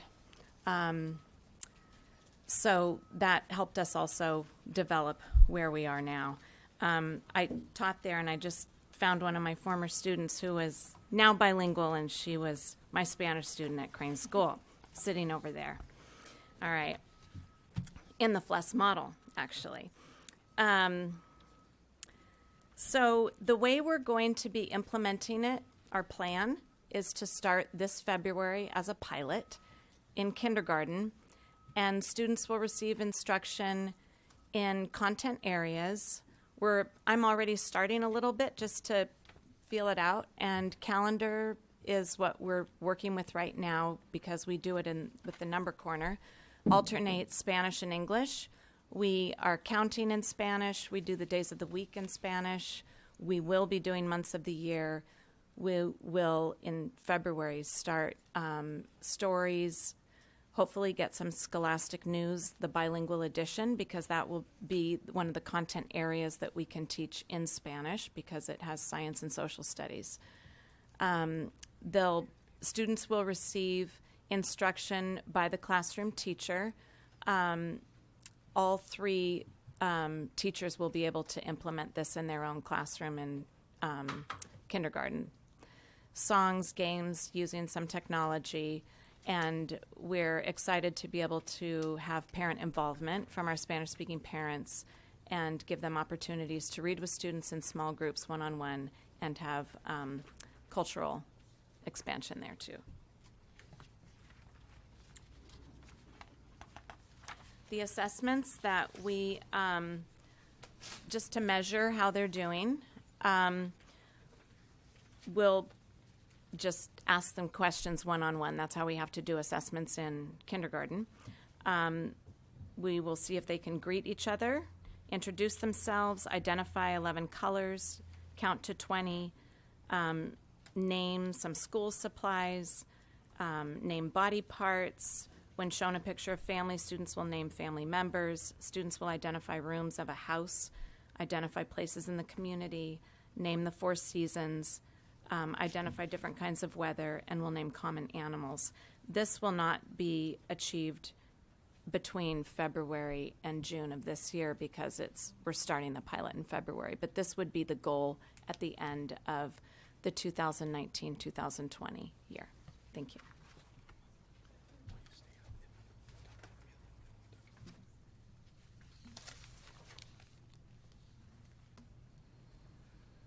All right, so for a successful program, we were trying to look at, what we needed to have to get going and make sure that it was successful. And the one thing is having qualified teachers. The next is having standards aligned and high quality instructional materials. And that's one thing that we're working on. We went to Crane to look at their curriculum, and Gretchen has been talking to the publishers and stuff, so I'm gonna let her talk a little bit about that. The publishers of our new language arts program that we just adopted, so this is for English language arts, the Wonders program, we have been talking to them. They have a new curriculum coming out for a FLES model for learning Spanish as a second language, but they're working on it right now. It will be coming out in May or June as a pilot. They'll show us that material. We can look at it over the summer, hopefully, and see if we want to purchase something to have a structure and a curriculum to go by. It will be based on the new World Language Standards, which will be coming out in 2019. So those are standards for all schools, and we would like to follow those when we do this. So maybe they'd be interested in us having us pilot their materials. Yes, I asked them about that, and we were going to pilot their current materials, but they're very old, and they said that we should wait till the new language standards or the world language standards come out. Yes. So, and the other thing is professional development and making sure that we have that in place, and having authentic language literature and looking into our library and making sure that we have the supplies and materials for that.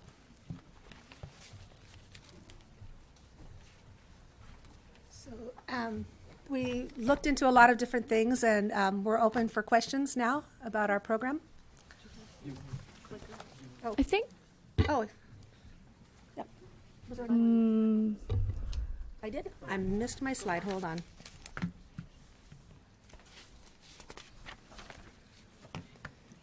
Oh, by establishing a FLES program at Aliso, we will provide all the students with a pathway to the state seal for biliteracy, build a strong school, family, and community engagement, create a safe and rich learning environment for all learners, establish strong student-teacher relationships, strengthen knowledge of the first language, promote global awareness and cross-cultural understanding, and prepare students to enter into language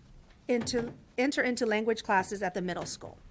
So that's what we propose for our biliteracy program at Aliso. Thanks. Jacqueline? Yep. Yes. My question is just a point of Oh, I order. said Jacqueline. Sorry. Oh, Sorry. I just had a point of order Okay. before we engage in any discussion of this. This is not on the agenda at all. What we're supposed to be looking at under this agenda item is the single plan for student achievement. I'm just wondering if we continue to have a presentation and discussion of this, if we're going to be violating the Brown Act, because I know for sure there are people very interested in all of our literacy programs. And my second point being, along those lines, because this is such an important topic, if we would consider a move to table this, any discussion and action on this to a future meeting, just to err on the side of caution and create a separate agenda item for this, because I do feel like if we agreed to have this as part of the single plan, it's not on the agenda as a separate item, and I believe that we would be out of order. So, two things. One is Diana, can you turn on your mic? Sure. It's on, but it's upside down. Okay. Can you hear me now? Okay. Do you want to use Michelle? Okay. There are two considerations. One is we're not taking any action on this item, so it's not a violation of the Brown Act. But number two, this model is part of their single plan for student achievement. That's part of the process, is that they are indicating the way that they are going to improve achievement for their English learners is they are going to pilot the Flex model. So it's part of their plan. So Right, that's but why my it's not point separate. is, Excuse me? so my point is, if we approve their single site plan, are we also approving this plan? Yes. So I believe that we are in violation of the Brown Act, because I understand that they could have just mentioned that they would like to pilot the plan. However, I don't think it's proper to approve a whole school site plan. If you look at Proposition 58, which is what all the dual language information is based on, the actual language of it empowers parents to have a choice on what biliteracy program they want. And if there are 20 or more parents at a grade level who want that program, the district is obliged to then pursue it. So last year we had 16 families who at Aliso School who were interested in dual language immersion. We're now looking, which took 3 years to pass, that program took 3 years to pass. We're now looking at a new model, which I think is very, very exciting and a very promising model. But by passing this, we're also allowing all of our district students, we're saying to them, look, we have two language models, and are we going to then, I just think there are some logistics and real problems if we approve this tonight. We will be out of compliance with the Brown Act by not agendizing this separately. And I think it's a simple fix. We just simply pull this, move it to a future agenda item, create its own agenda item, and consider it separately. And it can still be, the proposal for it, the idea for it can still be in the single site plan, but passing it as its own standalone program that will be ongoing into the future, I think it's a disservice to the community to try and kind of sneak it through under something where it's not on the agenda. So first of all, excuse me, we're not sneaking anything through. And I was very clear that the purpose of having this program presented tonight, it is part of the single plan for student achievement at Aliso. Our concern is with English learner students. The way that Aliso has chosen to address achievement gap with English learners is to include this model in their plan for achievement. They've already included all of their parents in discussing this. They've included their school site. So I don't think it's related to any decision about developing dual language immersion programs. That's not what we're talking about tonight. What we're talking about is a strategy to improve English learner achievement, and this is their strategy. So it actually says in Proposition 58, the initiative says that if more than 20 parents or guardians from any one grade level or 30 parents or guardians from an entire school make a collective request for dual language or bilingual program, that the school site is required to explore the possibility of creating one. So I think we're on task. If your teachers and parents are saying we want this FLES model, but the Pandora's box that we're opening is that model has to be open to any students in the district, in the same way that the dual language immersion program is currently pulling 5 to 15 students from Aliso. So we're creating some logistical problems. And Dr. Fox, you're shaking your head. I'm just wondering what you think if we would be better served as a community not to be in violation of the Brown Act, but perhaps would you be in violation of the Brown Act. Would you be in favor of moving this to an? I'm just because we can make a motion. Maureen, this is our meeting. It's not. I'm going to go with whatever the board. Hold on, Dr. So I move to pull this before we have a discussion and get into any sort of pros and cons of this program. I move to table this or create an agenda item specifically for this so that it can be looked at a future meeting as a standalone, an amazing potential standalone program that would create a great bounty of opportunity. I think lots of parents would want this. I know we have parents who are very passionate about dual language and immersion and biliteracy in our district, and I think they would love to learn about this. And I think the district would be better served by hearing how the logistics of this are all going to work out. So that's my motion. Would anyone like to second it? And so that Second it. Okay, so discussion. I'm going to address the Brown Act issue. It is not a violation of the Brown Act because, as Superintendent Rigby stated, that this is a strategy that is listed in the Strategies Goal 2 section of piloting a FLES biliteracy program. Also, the word pilot means that we're not adopting anything. We're just allowing for a trial to happen so we can gather more data and information. So we have a motion and a second. Well, I'd just like to add that this would be, it's no different than a site coming to us with a pilot math program that they want to adopt, or that they maybe not adopt, they want to pilot for a year. And we don't have a separate presentation on every single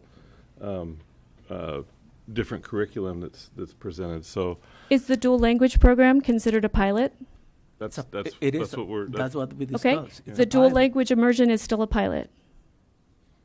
It took 3 years to pass it as a pilot. It had to come before the board and get board approval for 3 years before it was approved. He also why is a program getting that's not being agendized? All it takes to agendize something is to put it on an agenda and give. I can think of 5 people that would have come to this meeting tonight had they known that a separate proposal for a district-wide biliteracy program would have come probably to speak in support of it. But they're not being given that opportunity to use their voice and speak out. Well, Elisa was also given a really clear directive to come up with a pilot with a deadline, and they have met that. So I know we have had this discussion in the past. So we have a motion and a second. All those in favor?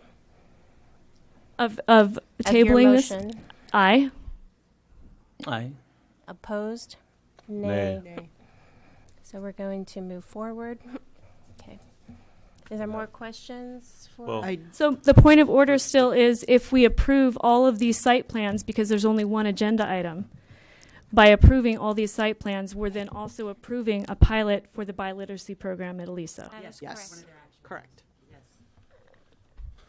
So are we going to have discussion on the presentation? Yes. So I'm going to step out while we have a discussion of this item because I believe we're in violation of the Brown Act, unfortunately. Our attorney is right here. So thank you for the presented and researched,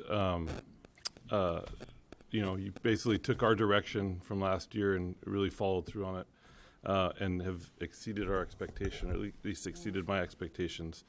So the way I understand it, we're going to pilot a K class from February to all three Ks. Okay. All students. And then assuming we adopt the program as a permanent biliteracy, huh? A longer pilot. A longer pilot, I guess.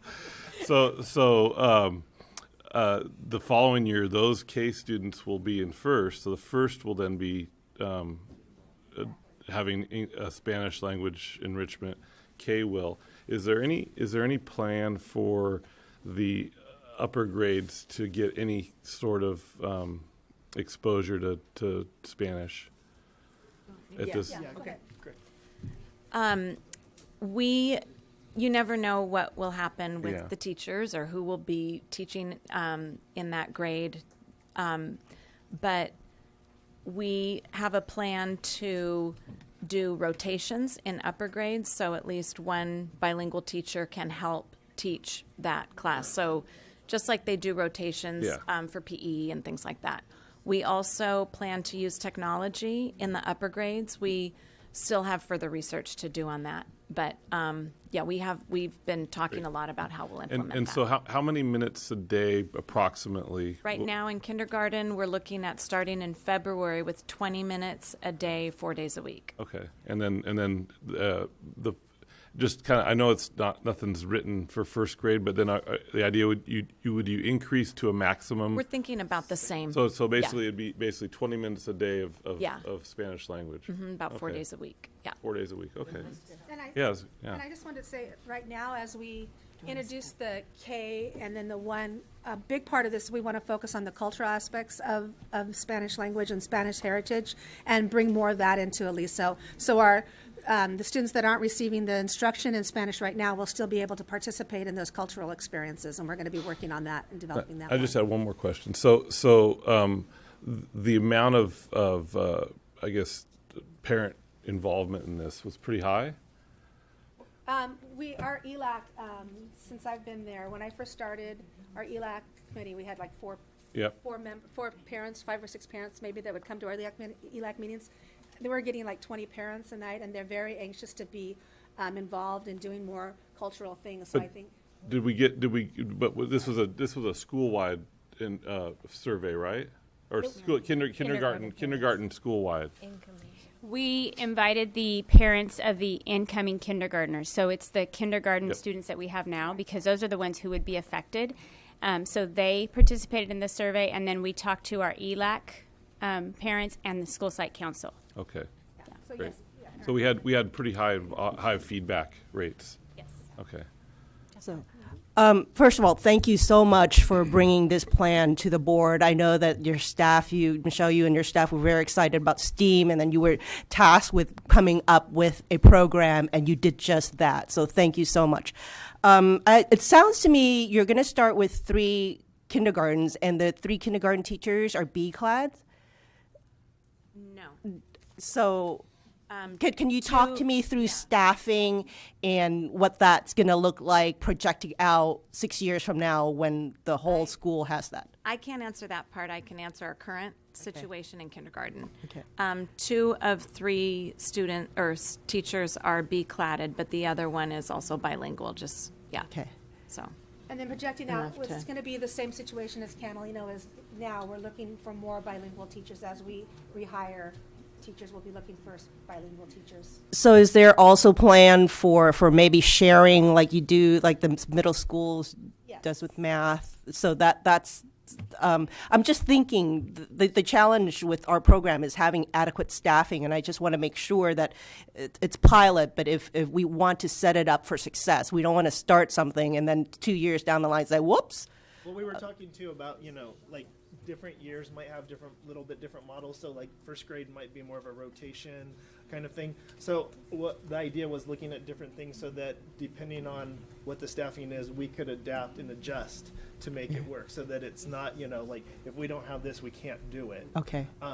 So then we can do rotations, use technology, and we may have to adapt, as, with population and, and as things change every year. So Michelle, you're confident with the staff you have in place and with this plan that you can adapt and. Yes, definitely. Okay, thank you. Rogelio, any comments? The question I have still points at that word pilot. Is it an experiment?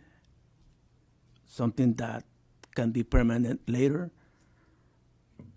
So my definition of pilot is that you're trying things and you're gathering data and you're Dependent making on adjustments future based- results, correct? Correct. Yeah. So it's a pilot until it's evidence-based and proven to work for our population to be. That's my definition. So that's what dual language is going through right now. Right. Yes. Yeah. We talked about as a team too, like I know that with Canalino, they talked about, reevaluating it every year, that, we're going to do this first beginning of the year and then look at it and see how's it going, like what do we need to do, what do we need to adjust to make sure that it works and it's effective. So it's going to change. And I think even if it becomes not a pilot, then you still do those things every 'Cause year it's and you're best going to be practice. adjusting and making sure that everything's going right and we can make it work. The goal actually is closing the achievement percentage, correct? Yes, yes. Well, I like the fact that it's going to give our families a choice. If they want to have Spanish language enrichment, they have two different programs Yes. to look at. Great. Thank you very much. So before you sit down, I just yeah. want to congratulate all of you for your hard work. You took this on, you did the research, it's so carefully thought out. I'm very excited about the opportunity for our students at Aliso and for the teachers. So I congratulate you for a job well done. Thank you so much. Great job. Thank you.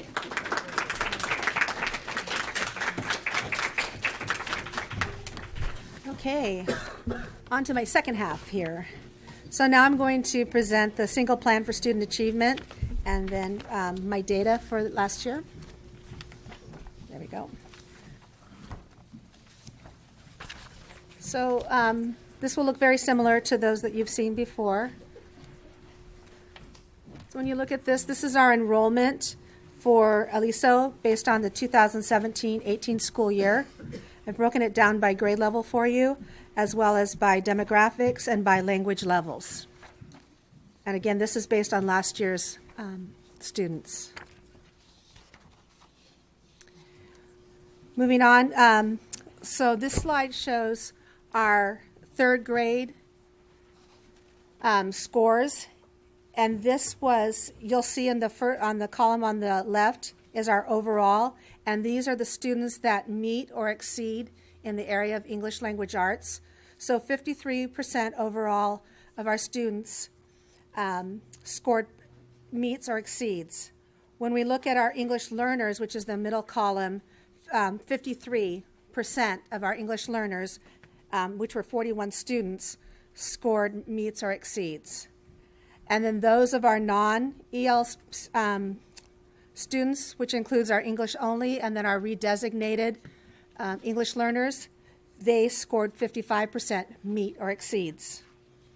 And as I was looking through this data and disaggregated out and looked at the claims and the targets based on the test was based on, I found that the students in this grade level struggled more with reading and writing, and those were their low areas. And so that's something that we're looking at as how we address those claims and look more closely at the targets that the state has set.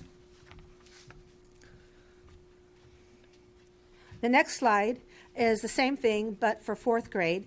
And you'll see overall that there were 82 students, and of those 82 students, 59% of them scored meets or exceeds in the area of language arts. You'll see also that 37% of our English learners scored meet or exceeds. And then our non-English learners, which are our English only, and our RFEP scored 71% meet or exceeds. So you'll see that the gap begins to widen between our English learners and our non-English learners. This is also the time when we start to redesignate our English learners. So we look at the criteria for redesignation, and that includes that they need to they need to be proficient, scoring a 3 or 4 on the CAST test in 3rd grade, and they also have to score well on the LPAC. So at that time, we can start redesignating them. So more of our students now are moving into the non-ELL, and what's left are those students, 30 students that are still struggling with English learning. And for example, there were 28 students in the non-ELL, which were redesignated fluent English proficient, and 82% of those 28 students met or exceeded the standards for English language arts. In this area, we found, when I went to the claims, I found that our students were struggling with more reading and listening. Those were their big areas of concern. In 5th grade, again, we had 76 students. 47% of them met or exceeded the standards in English language arts. We had 29 students now in English ELLs. 19% of them met or exceeded, and 64% of our non-ELL met or exceeded the standards. So you can see that the gap is starting to widen a little bit more when it comes to in 5th grade between the English learners and the non-English learners. When you dig down into these data points, you'll see that inquiry, which is research and inquiry, writing, and then the listening part were difficult on this test for the 5th graders.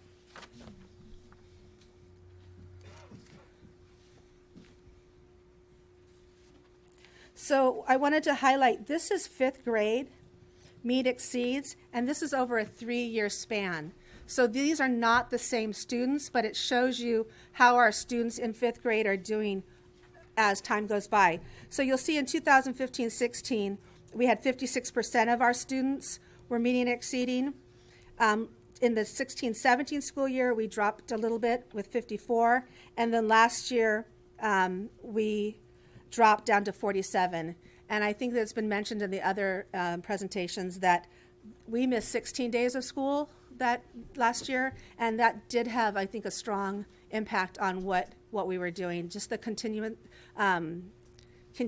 momentum and just being there and being able to learn was difficult for our students.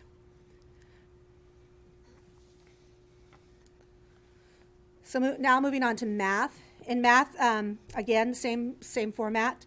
Overall, 57 students took this test. 58% met or exceeded. 54% of our English learners met or exceeded.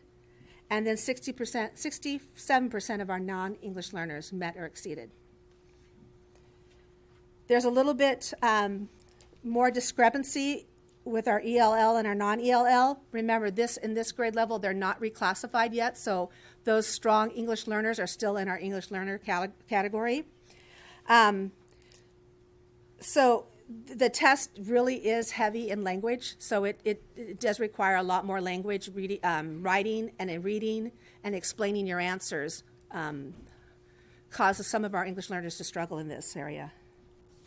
So when I disaggregated this data out by the claims, students struggled more with problem solving and modeling, and then also communicating their reasoning, how they solve the problem. And that's one thing that we're working hard on, is how we explain what we're doing in writing. Because we can do it verbally, but we're still struggling with the writing portion of that. In 4th grade, you'll see that 65% scored at met or exceeded in math. Our English learners dropped to 46%, but our non-ELL scored 71% meet or exceeded. And those included some of our redesignated students. And again, we're still continuing with struggling with communicating their ideas. in fifth grade. This is kind of concerning because when we look at overall, we see that only 43% of our students met or exceeded overall. And then of our English learners, out of 27, 11% of those met or exceeded. But then our non-ELL, which has our redesignated students in there, are scoring 61% meet or exceeds. But one thing I wanted to show, like I did with the language arts, when you look at this over 3 years, from 2015 to last year, in 2015, only 22% of our students scored meets or exceeds. In 2016-17, we had 37, and then last year we have 47. So we're moving in the right direction. And what is interesting about this is this correlates to the math adoption that the board adopted in 2016 or 2015. This is our third year using it. So as we're using the program, the kids are getting better at the math and learning more of the standards, and it's showing up on the tests that we're doing. Another highlight is our reclassification. So as I mentioned earlier, our criteria for redesignating students is based on the CASP and the LPAC scores, along with teacher recommendations. The data here shows the number of EL students in 4th and 5th grade and the percentage of students who were reclassified. So in, I should say 2018, my dates are wrong. So that last year we redesignated 27, and the year before that 55. Or excuse me, this year we reclassified 27, last year we reclassified 55. So we're really working hard at making sure that we're meeting the goals and getting those students ready to reclassify before leaving Aliso. So a little analysis after all this data. So looking at the data, our ELL students and economically disadvantaged students and students with disabilities scored lower on the CASP. Although we want the percentage in 5th grade to be higher, we do see that there is a correlation between the scores and the adoption of the math program. So we do see the transition going up. So we're pleased about that. And we're going to keep working on how to make more, have more students score higher on those math tests. Okay, these are the district goals that were adopted by the board, and you've seen these. So moving on then. Looking at our LCAP goal, which is to increase learning with high quality standards-based instruction that is differentiated for every student, our goal will be to increase overall student achievement by 10% in English language arts and to meet district expectations in math. And this is how we're going to plan to do it. We've adopted a schedule that allows all K-5 teachers, TK-5 teachers, to have collaboration time every Wednesday. So they'll be meeting with the PLCs to analyze and talk about the student work and look at the data and how they can improve their teaching and student achievement. We've have a tier 2 based reading intervention program. So I have a reading intervention teacher right now who's using a program to support those students that are struggling in reading. We started after school math tutoring. This year we're really excited. We adopted a standards based English language arts program in K-5. So Wonders in K-3 and Ready Gen in 4-5, and so that's going very well, and we're very happy about that. We have designated ELD time for students in grades K through 3. We have a Tier 1 and a Tier 2 technology-based intervention programs to provide individualized instruction in ELA and math.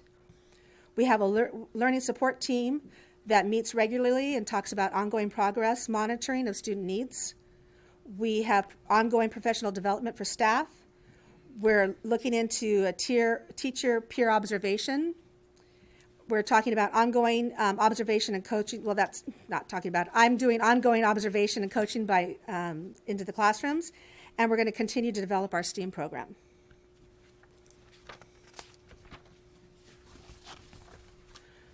For LCAP goal, all students actively engage in learning and participate in a positive school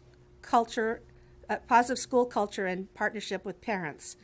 At Aliso Elementary, we will work to build a positive school culture by increasing student engagement in school activities, improving school climate, and increasing parental involvement. So how we plan to do that is extend learning opportunities for students in after-school curricular clubs and activities, provide field trips, leadership opportunities, and academic competitions.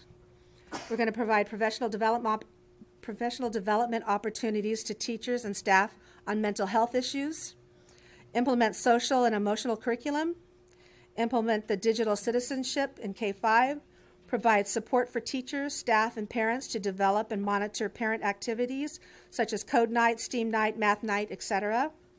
Work with parents groups such as ELAC, the PFA, and other groups to plan family-centered activities, and pilot a FLES biliteracy program in kindergarten. For LCAP goal, all students will graduate from high school, college, and career ready. Aliso Elementary will provide access to college and career readiness curriculum and opportunities. Our goal at Aliso is to build a foundation so that students are able to easily access the curriculum when they enter high school. And how we plan to do that is to provide technology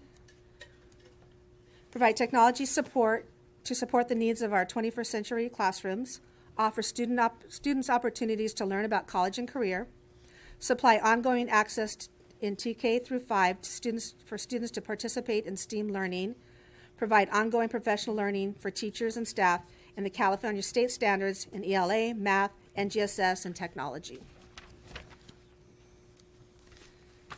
So as a principal, I'm really proud of the work we are doing at Aliso. Teachers and staff are dedicated to the care and education of our students. When you walk on our campus or into our classrooms, you can see the time and effort teachers put into ensuring that students have access to engaging and rigorous learning opportunities. And these are some highlights of some of our students and some of their learning. Okay. Thank you. I just want to share that we absolutely adore Aliso. We were sad that it didn't have a dual language immersion program, and because of that, we chose to move. We had a great experience there, and know that it's an extremely heart-centered school. The tour that we had this year just emphasized to me how much heart the teachers there have, and how much, I think, as you can see from the presentation, it's a real team feeling, exactly. And that's you can't just create that. No. You know, there's a real love for the teachers, and it translates into the students. Thank you for that. Thank you for saying that. I feel that way too. Yeah. Thank you.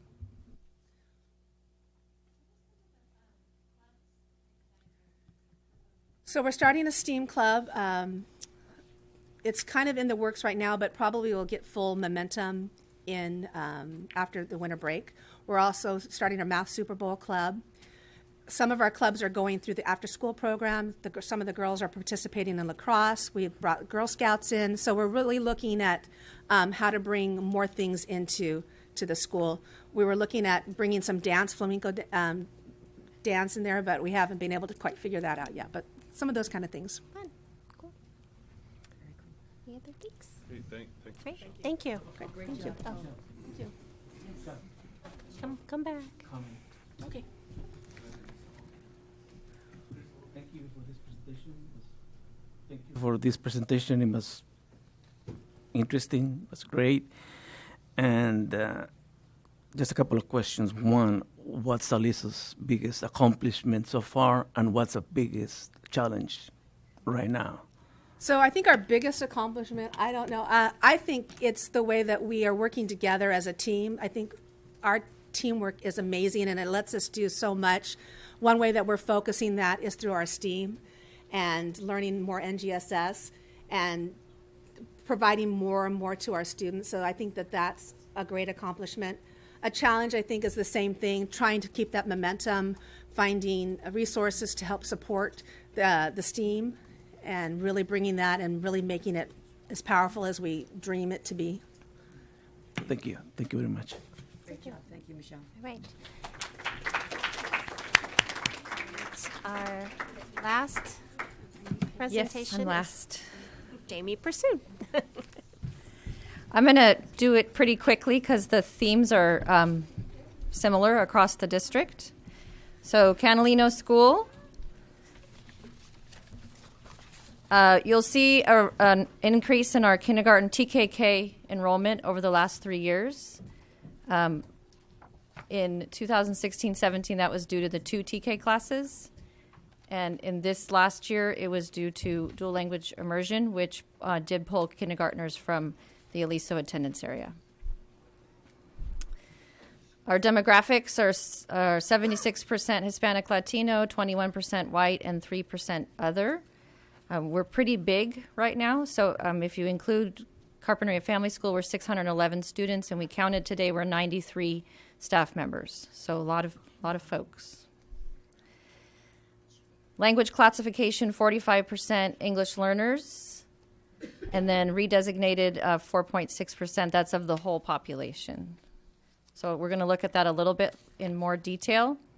So reclassified if you look, the number of English learners for the last 5 years has gone down from 57% of the population now to 41.3% of the population. And the reclassified students kind of jumps around a little bit. But if you look at it so there's 2 ways to calculate it. One way that the state actually calculates it is the percentage of the whole. But if you look at it as percentage of the grade level, it's a little bit more informative because we don't generally reclassify students K through 3. So it's really more helpful to look at it as a percentage of the grade level, 4th and 5th. Michelle kind of did my work for me and explained how we reclassify students and on what measurements, both the LPAC, what is now called the LPAC, and the CASP. So I'm going to go through these pretty quickly, but I'm going to give you the big idea now. English learners, as you can see, if you start on the left, is standard not met, and then on the right, standard exceeded. So English-only students perform much better than English learners on these types of tests, and that's going to be the theme through every grade level. Also, students who are economically disadvantaged and or receive free or reduced lunch, which are often the same students. They're in both categories, which is one of the reasons that we did start the dual language immersion program and hope to see that trend change as those students get to the 3rd grade. And I want to address Maureen's question regarding data. Obviously, this is just 3rd, 4th, and 5th grade data, and we have 6 grades at the school, 7 actually with TK. So we do know how our students are doing pretty much all the time. We start our assessments in the first week of school as a baseline, and we take assessment data every time we are about to have report cards. So we take assessment data in October, and again in February, and again in May. So our teachers are pretty clear on how their students are doing on each specific standard and how to develop that. But that's not an easy task at the moment because we do lack a data system that is really proficient at getting that information to them in a clear and concise manner. So that is something that we're looking at district-wide. But we do not rely on the CASP data because it's what we call lag data. It comes way after the assessment. It comes after the kids are out of that grade. So you can't really do much about it. We do use what we call local assessment data to address the students' gaps during the school year. So I just want to assure you that this is not all we rely on. So you'll see the same trend with economically disadvantaged students are heavy on the standard not met and nearly met side. Same with mathematics. So mathematics, we do better. We did better in 3rd grade this year. Overall, it's the same as the middle school, the high school, Aliso School, and schools around the state. The scores were down. We did have some trends going up in 5th grade language arts. That was a bright spot. And then for us, the 4th grade overall was a really low spot for us overall in both grades. We had both of the teachers new to the grade level. One was a new teacher and one was coming from kindergarten. So that was what I considered to be a factor in learning how to give the test and prepare for the test. We are really excited as a district that we have a language arts curriculum that is standards aligned now. and we're in year 3 of implementation of the math curriculum. So I've been working really closely with the 4th grade team this year, and they are already giving the CASP interim assessments. We do want to give students a lot of practice, as Lisa mentioned, with the format of the test, but also understanding that it's really more important to learn content than to learn how to take a test. I mean, what do we value? We value student learning and students being happy and feel safe. And learning how to take a test is important, but it's not as important as teaching the content and students learning it. So again, these are all really just kind of the same. You're seeing the same themes. Do you mind if I go to the action plan? Okay, great. It's almost 8 o'clock. So if you look from year-to-year data, the students actually do increase from year to year in language arts. So if you looked at the last few years, although we've discussed that it's not technically cohort data because of the way that it's calculated, the performance does increase year to year in language arts.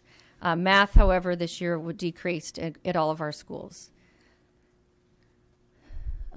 Decrease, but not necessarily in cohort data. So I already said that English learners and economically disadvantaged students perform at much lower levels, but it's interesting to note that our RFEP students, our redesignated English proficient students, outperformed their English-only peers and by a significant amount, and that goes throughout the district. So it really points to me to the benefits of being bilingual. If you're proficiently bilingual in 2 languages, your achievement goes up, which is the premise behind the dual language immersion program that we are implementing right now. And I talked about the 4th grade scores and what we're doing for that.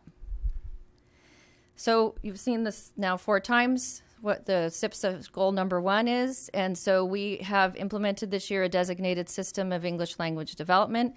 And you were actually on campus and got to see that in action with small groups with instructional assistant push-in support.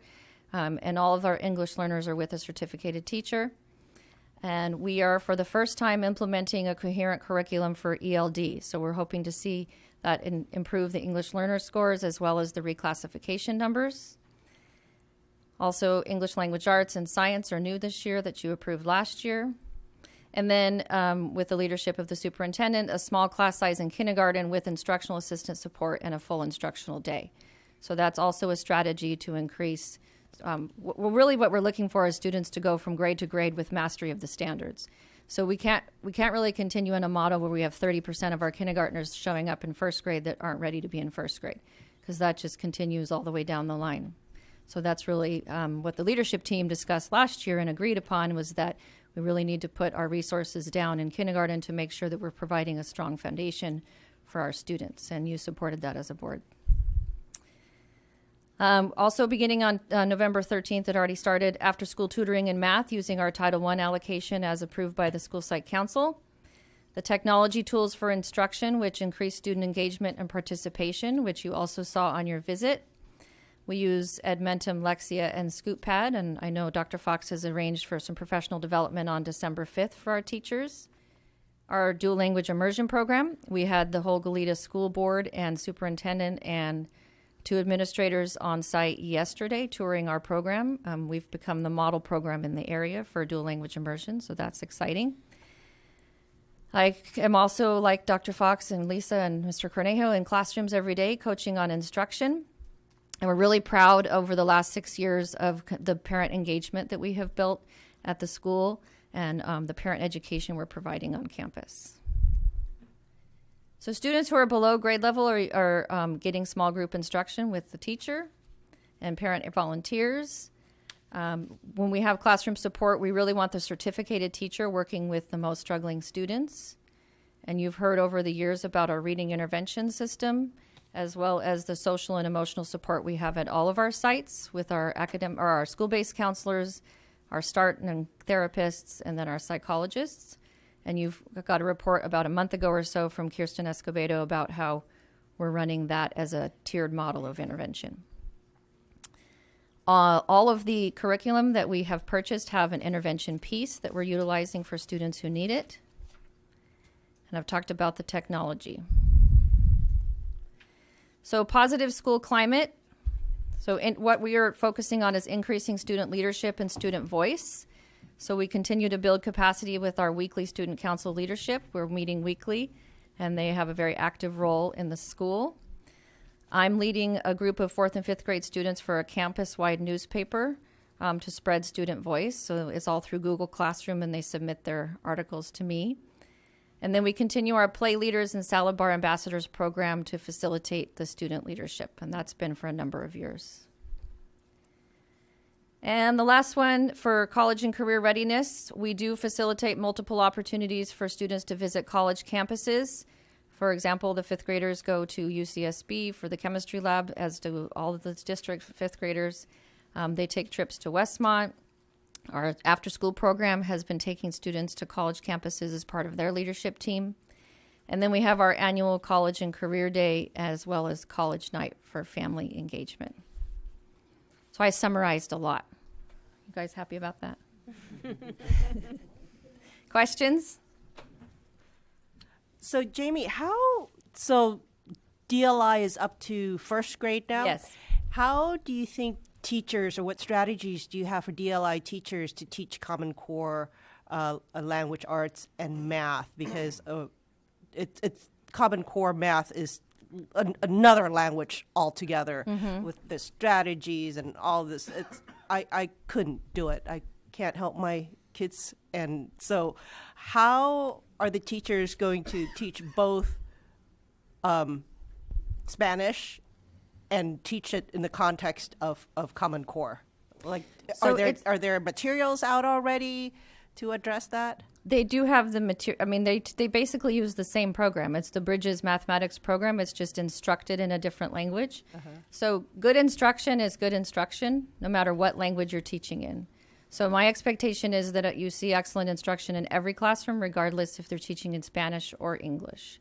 They do spend a considerable amount of time learning the academic language for the mathematics. Even though I have native Spanish speakers teaching those classes, they didn't know things like unifix cube or hexagon or things like that. So they do have to do a fair amount of prep.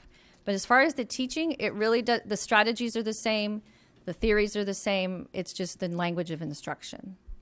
So there's material out there already. And Yes. the teachers already. Well, yes, there is student material, but the teaching material, like the teachers' manuals, are not translated.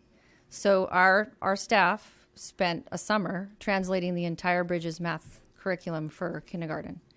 So I've encouraged them to sell it back to Bridges because that's a lot of work. Jamie, can you tell me about the process, as you understand it, for starting and implementing the DLI program at Catalino? The process? Yeah. Oh, that's a big question. It was long, but I think where we started was with the parent meetings. We had a number of parent meetings over the course of a whole school year for interested parents. And then we consulted with Dr. Pagan from the county to help us write the master plan. That was a whole nother year of writing the master plan. And I specifically took myself off the writing team. It was teachers and a parent who wrote the plan. And then I just received drafts until it came to the board. We came to the board for, I think, 2 years until we got approval. And now we're in year 2. So it's been a while. And can you tell me why it wasn't just implemented at the school kind of unilaterally, why it needed board approval?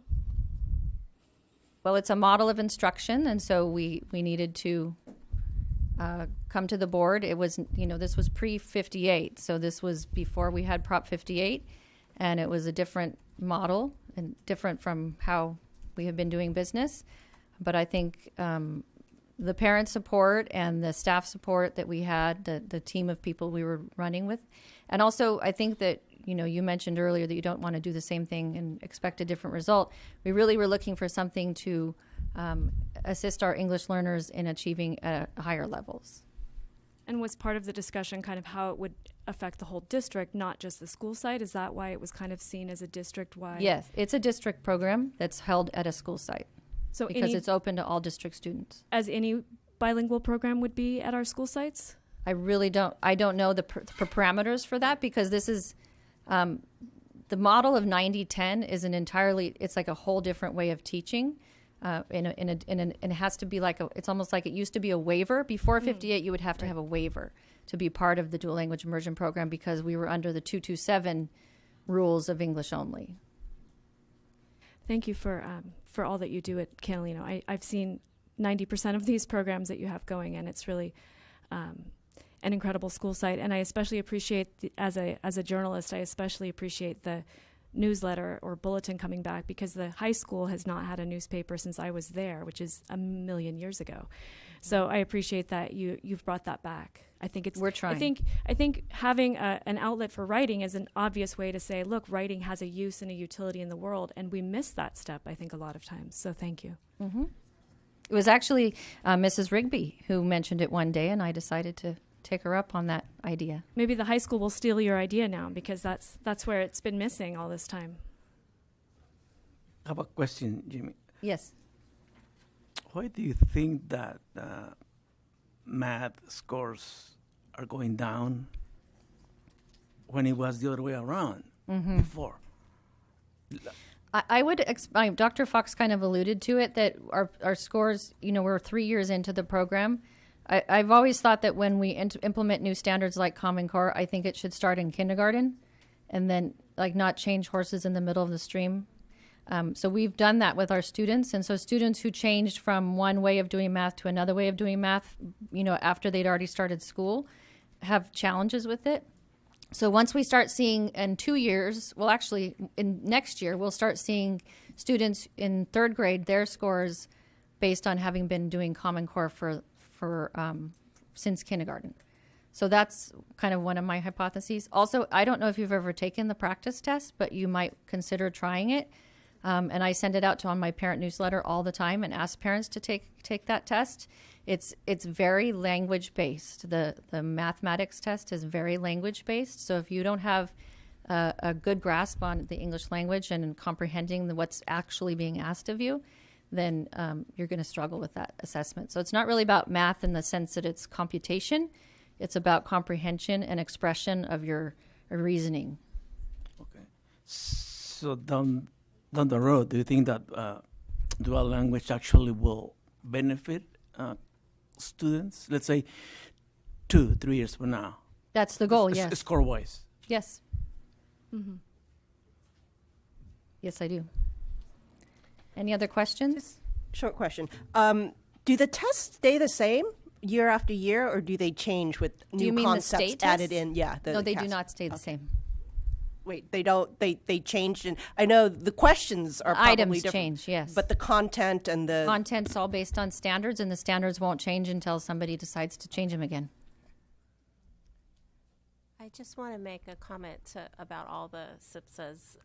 I don't want us to underestimate the trauma our community went through last year either, and not only the natural disasters, but the political influences that affected social emotional development. Yes. So I know you guys are all trying hard. So thank you. Well, now I have some really good news for the high school students in the audience. I've convinced your principal to let you leave now. So go out and get your signatures out in the foyer because we're done with our SIPSAs. So I think you've done your board meeting duty. Executive decision. You're free to stay, but you are welcome to go. If we're entertaining you. I know. Yeah. Okay, Monica. I have two just general points that I want to make about this matter before we make any decisions. I've just had a chance to look up a decision, Carlson versus Paradise Unified School District, 1971, stating that agendas must have enough information to enable members of the public to determine the general nature of subject matter of each agenda item to be discussed. A description of each item generally need not exceed 20 words, although the description must be sufficient to provide interested persons with an understanding of the subject matter which will be considered. Along those same lines, a knowing violation of the Brown Act with the intent to deprive the public of information it is entitled is a crime. So with those two things in mind, we also have a member of our legal counsel here, Mr. Price, who gave a great tutorial on the Brown Act when we first started. And his overall point being that in every case, the decision is made on the side of the public in their ability to have information. Our agenda item does not list anything about approving a district-wide pilot program on biliteracy. So along those lines, to give our board members a final chance to do the right thing and not knowingly violate the Brown Act, I would like to move to consider the single subject plans and to table and simultaneously to table the proposed biliteracy program to a future agenda item. As a point of order, we're not on that agenda item yet, so we will take that motion when we get to that agenda item.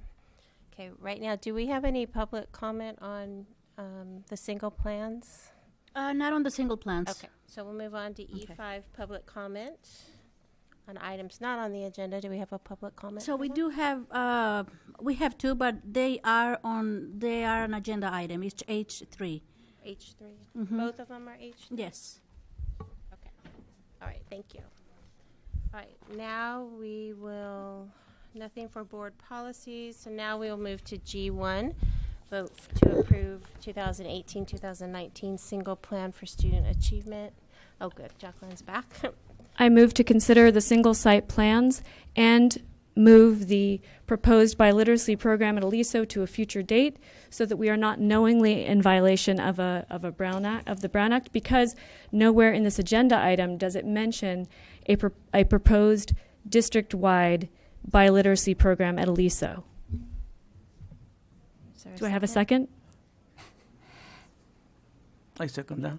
Okay, discussion. I would like to invite Craig up if he could help us clarify anything, if you have an opinion. Can I just clarify, it is not a district-wide bilingual program. Maureen, excuse me. Maureen, I'm talking to you. I hear you. Yes, it's not a district-wide bilingual program. It is under the strategy of Goal 2 of the SIPSA of Aliso, pilot a FLES biliteracy program. That presentation was a presentation of strategy under their Goal 2. It is not a district-wide bilingual program. It is a program that's going to be put in place as a pilot for a strategy to increase EL achievement at Aliso. However, Proposition 58 allows any parent, any ELL parent, to participate in any district-wide, in any biliteracy program in the district. So if a new program is created, we will not be able to tell that parent that they can participate. And it's neither idea is in our simple agenda item as listed on our agenda, which I just said.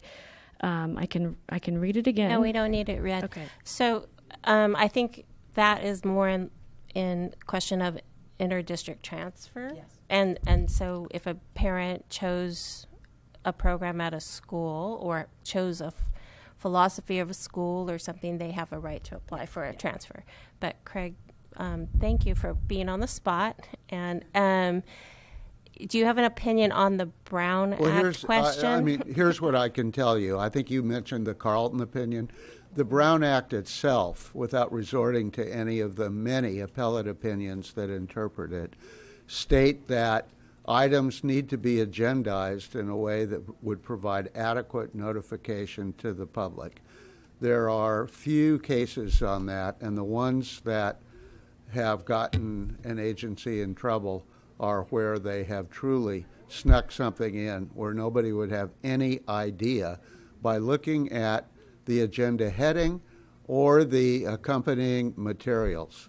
And so my understanding is that the plan that you heard was FES, F-E-S, is FLES. That the FLES plan was part of Aliso's presentation of their single site plan, which of course is what was agendized. And when I borrowed Cindy's phone when Maureen raised the issue.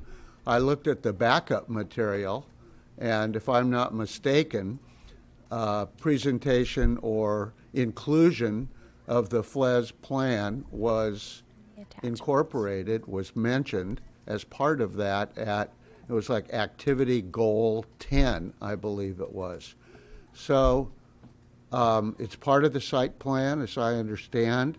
It was included in the documentation, and the documentation was not something that was just passed out here at the board meeting, but it was included in the online agenda materials.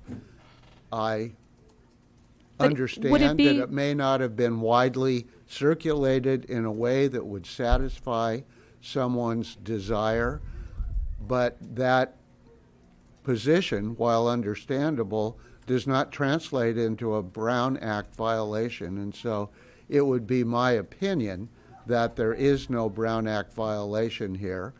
And that leaves room for debate, certainly, as far as whether you or others think that there was adequate specificity that was called out for your purposes. Thank you, Kirk. So but to err on the side of caution, from a legal standpoint, it wouldn't hurt the matter to simply move it to a future, and I'm not looking for a legal opinion necessarily, but it's always best practice with Brown Act to err on the side of caution.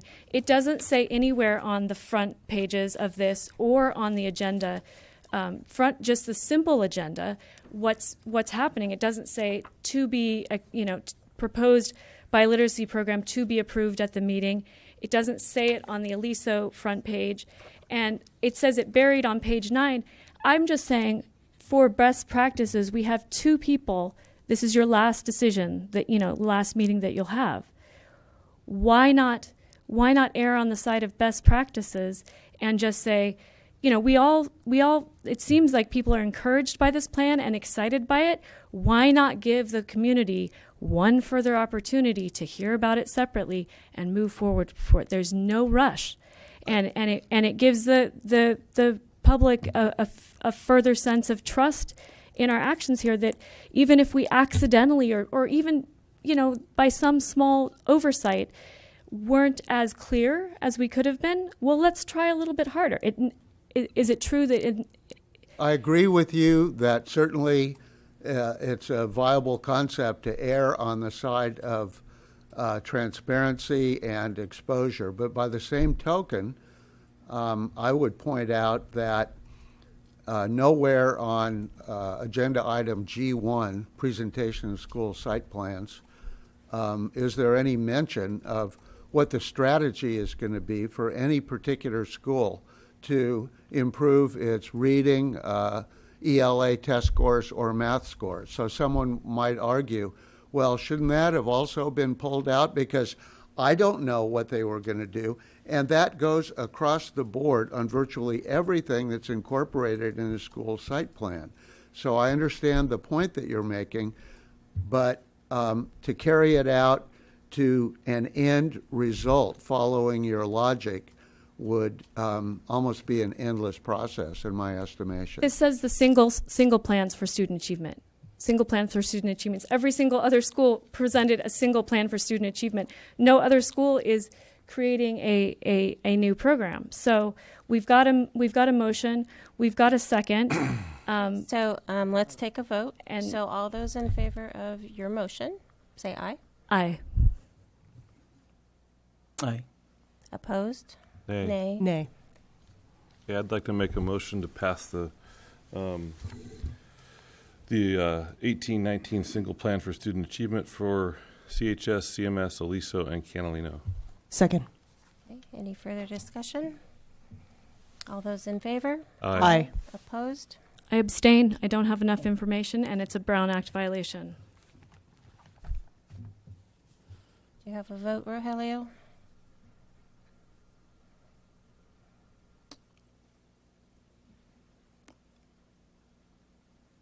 I think that Greg Price didn't completely 100% explain the You situation. just need a yes, no, or abstain, please. No. Motion carried. Right, we're on to business operations facilities, H1 warrants. Move to approve warrants from October 17th through the 19th as presented. Second. Any discussion? Those in favor? Oh, Aye. I think, excuse me, I think there's a point. Okay, the number of, it's a question, and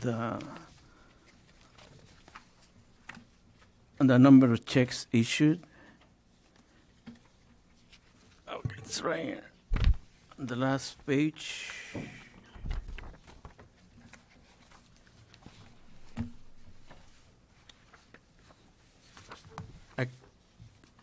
Total number of checks, it says 284. But if you count them as presented on the last page, it reads 288. So if a check has more than one fund of activity on it, it is counted in each of the funds and duplicated. So it's duplicated.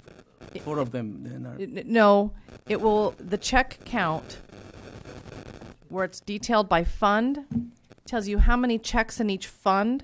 And if a check has Fund 01 and Fund 22, it'll show up in Fund 01 and 22, but it's one check. So your total number of checks will not total the total check count by fund. On that last page, on page 10 of 10. Okay. That does not, the check count in the fund summary is not the total number of checks. It's the number of checks that are included in each fund. So you may have a check that has more than one fund on it.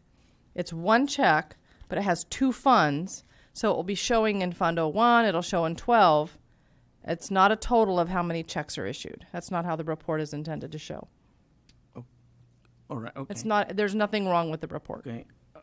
On page 5, this is something that, let's basically page 5, I'm provided with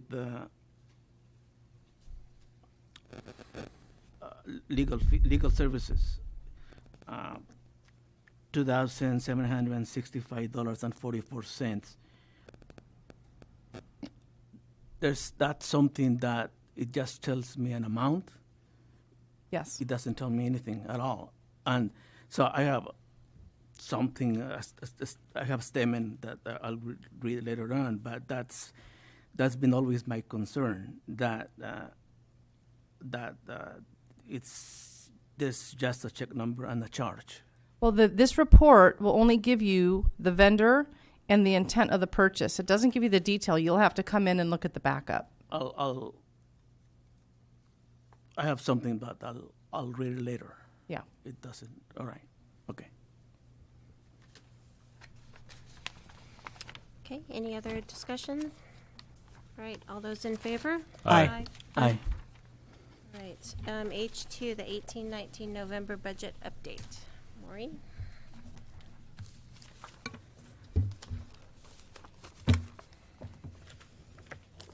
So, while Monica's loading that. So this is, again,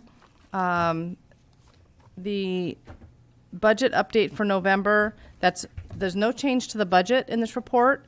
It's just bringing you the actuals through November 13th. And I apologize for the header on that. I just noticed that it was from October. But the actuals are through November 13th. It's no change. It just shows how we're tracking our spending to our budget. We're still in line, total percent of budget spent to where we should be this time of year. We will be coming to you at the December meeting with the first interim report, which will give you a much more comprehensive look at where our budget is, where our spending is at the first interim period, and the multi-year that we're going to be looking at to start building our 1920 budget. Ooh, 1920.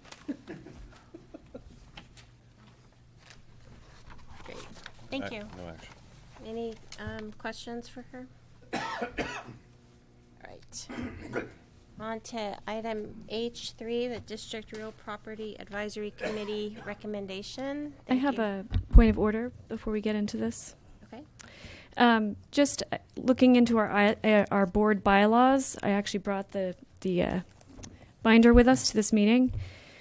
Under board bylaws, actions by the board, E19323.2, parentheses A, actions requiring more than a majority vote, actions requiring a 2/3 vote of the board, resolution declaring to sell or lease real estate property.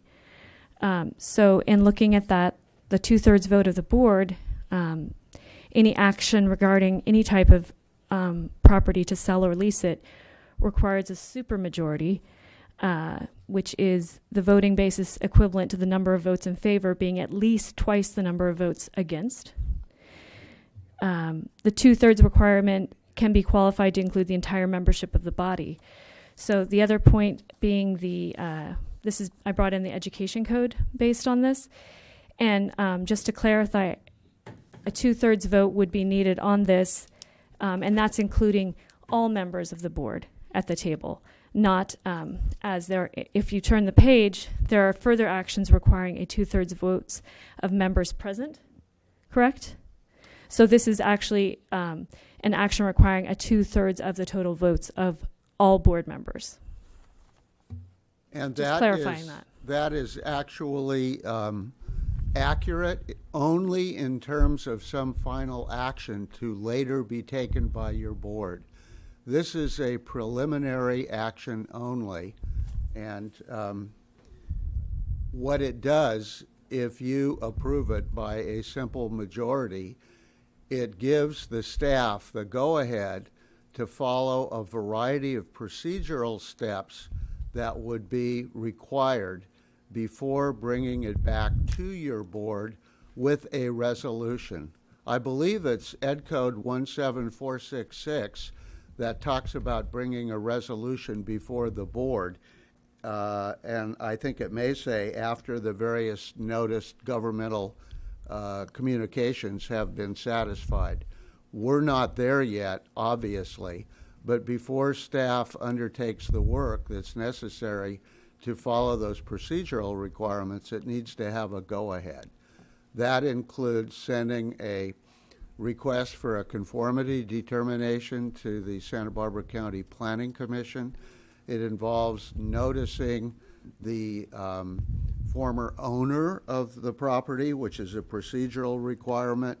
It involves notification to various government agencies to allow them to offer to negotiate the purchase, not for a discount, but to offer to negotiate.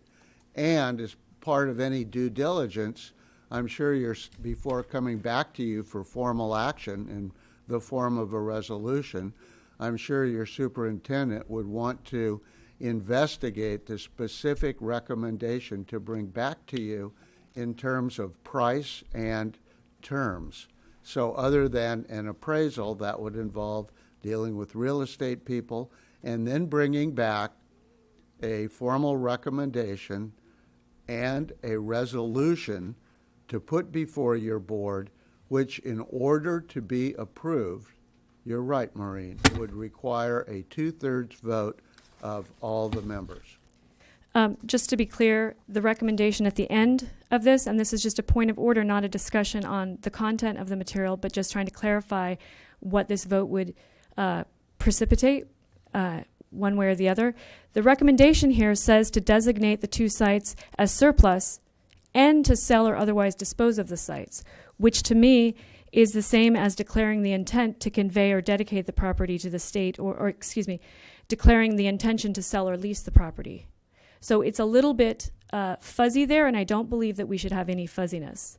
So I don't know if this recommendation needs to be changed, or if it needs to be changed to look into selling. But once a board, Have we actually opened this Yes. item yet? I have H3, yes, she has. I H3. didn't, but I will say it's officially open now.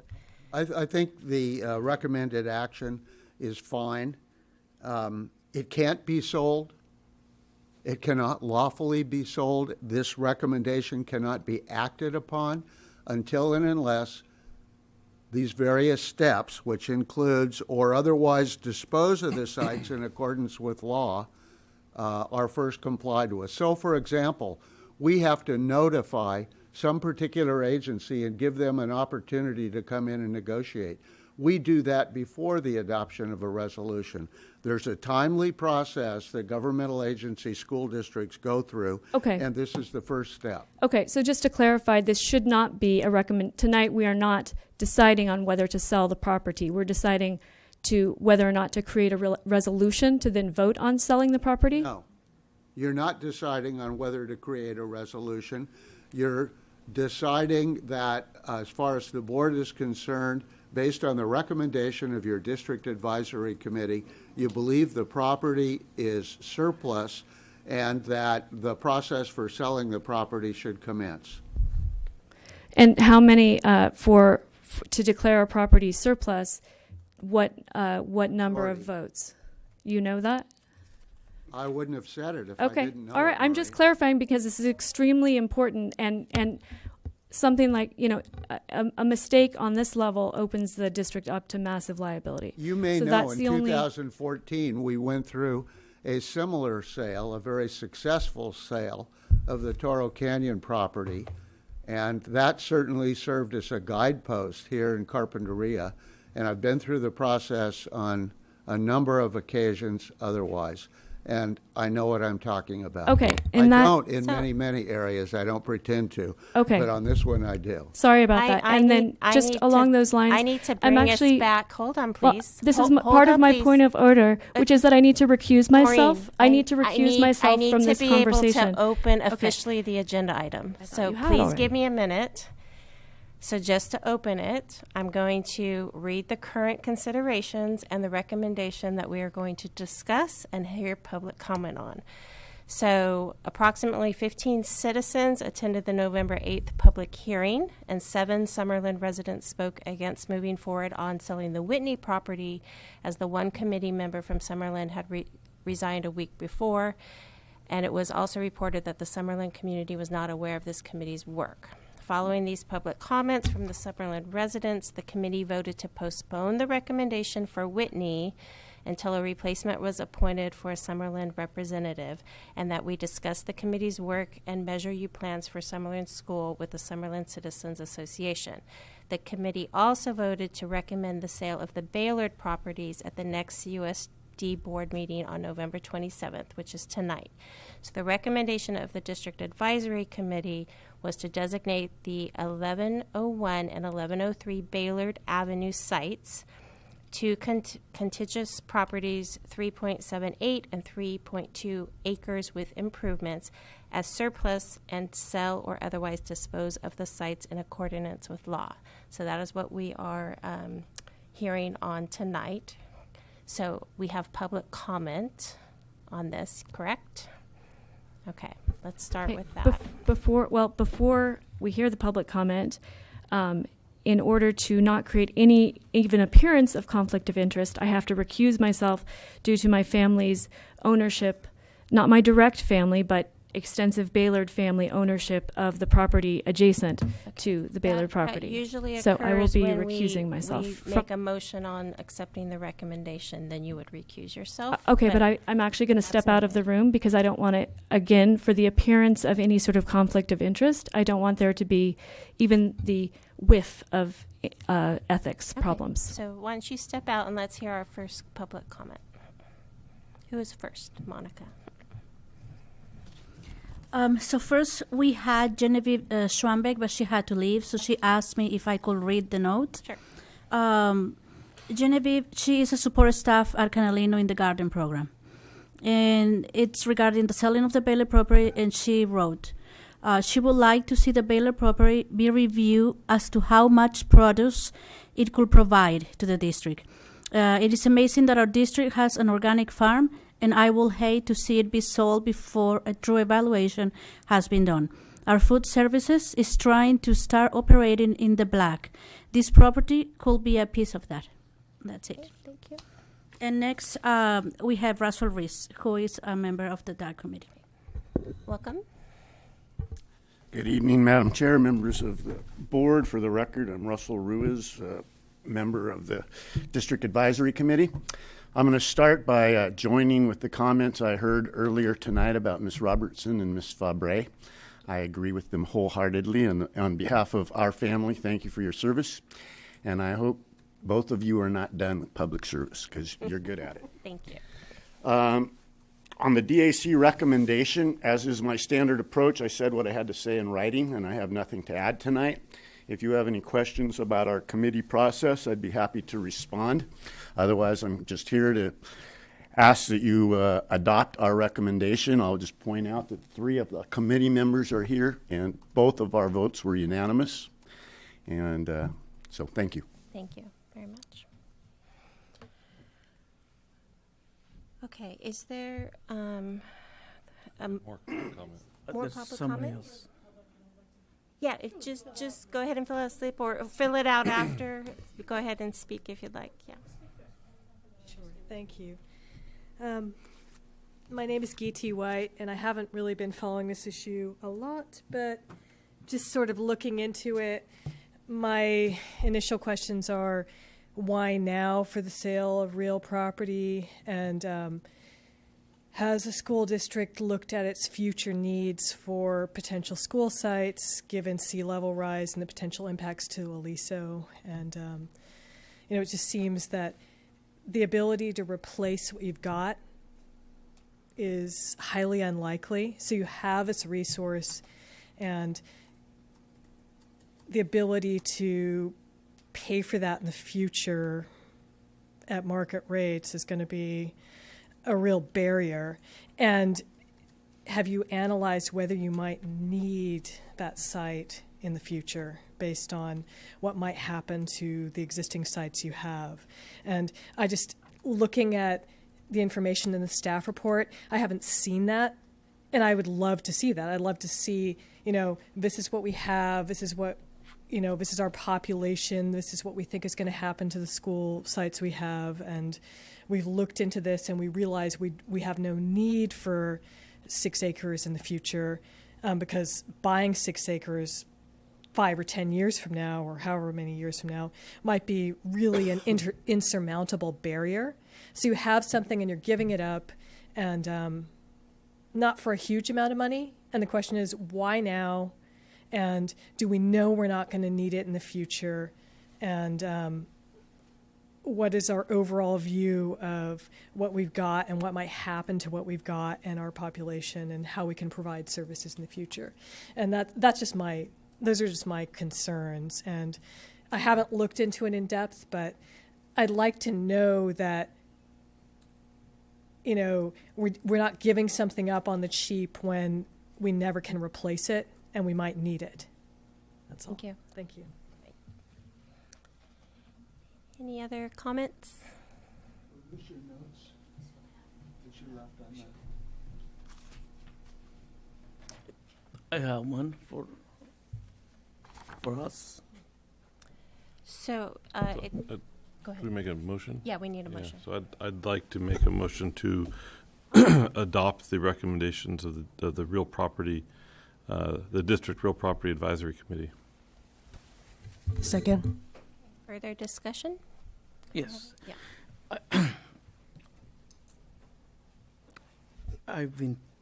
Actually, let me tell you this. My background, I got to that Baylor area in 1991. So that's my neighborhood. A lot of people know me. And this is what I've been seeing lately, as late as today. The district needs to find out 2 things. One, what does the community wants at that site, and what the community does not want at that site. Here are the reasons. One, a hospital, a medical clinic, any major company moving in, that's beneficial for the community. I'm not talking about just around 5,000 people that live on that Baylor area, because there's 2 huge apartment complexes, 3 mobile home parks. I'm talking about on behalf of the community as a whole. I think that we need to open up a discussion with them, see what they want there, see what they don't want there. Because what I'm sure that they don't want there is a toxic business. And that's something that I agree on. And another thing is the price. I mean, it is 7 acres of land. And for 3.9 million, that's very low. I mean, that's something that I would say it's a giveaway, and you can talk to any appraiser. I mean, I've been a real estate broker since 1982. I know its value. So 2 things. One, this is what I want. The community input on what they want and what they don't want, and adjusting the price to what it's actually worth. What price do you think is? At the very least, 6. No price has been established. I know, but well. No, that's the appraised value. That's not the price. No, I know it's an estimate of value. No, it's appraised value. Yes. No, it's not. Not the price. No, it's not, because when was this appraisal done? This year. That's why it's no good. Any appraisal is good just for one day, because imagine a shooting happens there right in front. So I think that the thing we are voting on, though, is that we are designating it as surplus property. So we're not here to debate the appraisal of the property or to set a price or to make any decisions about how the property is going to be utilized in the future. We are just here to designate that property as surplus. And also to address your concern of community input, I believe that's why this board appointed a district advisory of how many members? 27 that met over a period of months. Yeah, and you know there's been community input. We had a hearing. But a couple of issues. Go to Baylor. Go to the Casinos Village Association. Go to that apartment complex and ask. And you will be surprised that a lot of people don't even know that it's for sale. I'm going to tell you what, yes, you advertise it on the Coastal View, but... Not for sale right now. But this is the thing, that part of the community was informed and the other part was not. And I'm going to tell you why. Half of the people there do not read the Coastal View. They read the La Opinion. You know what I mean? That means that you have to know people. You have to let people know what's going on. Even knock on doors. Or talk to people right there. I've done it. So that's what they want. That's what I want. Something beneficial for our kids and for the community as well. So this is what I think. I would like to table this recommendation until we get the community input. Greg? Thank you. What did you want me to? I just wanted to clarify that there was a public hearing that and that the district advisory council meetings are also public, so people could attend that as well. And isn't there an ed code that says if we are not going to use property that we are required to dispose of the property by law? Well, some districts hold on to properties for a very long time, including this one. Which we have. But to Rogelio's comment, the price I'm asking- you will, in order for this property to move forward and be sold, your board will have to approve what the price is going to be. I think that's what Diana was trying to say. It's not the appraised value. It's whatever the collective group of you decide. So what that means is that it's going to come back to the board for as much of a public discussion as you want. And if there are better ways to notify communities, neighborhoods, members of the public, then that can occur before any decision is made to actually sell, including your input on what the price ought to be. Yeah, and also another thing. I mean, it wouldn't hurt waiting 2 or 3 months. But there's no point in doing that. There needs to be an investigation, and these steps need to be followed. And bringing back the information would be the next stage before your board, which would then satisfy everything that you're asking and raising. No, I think that tonight is the day to actually postpone month, 2 months, 3 months.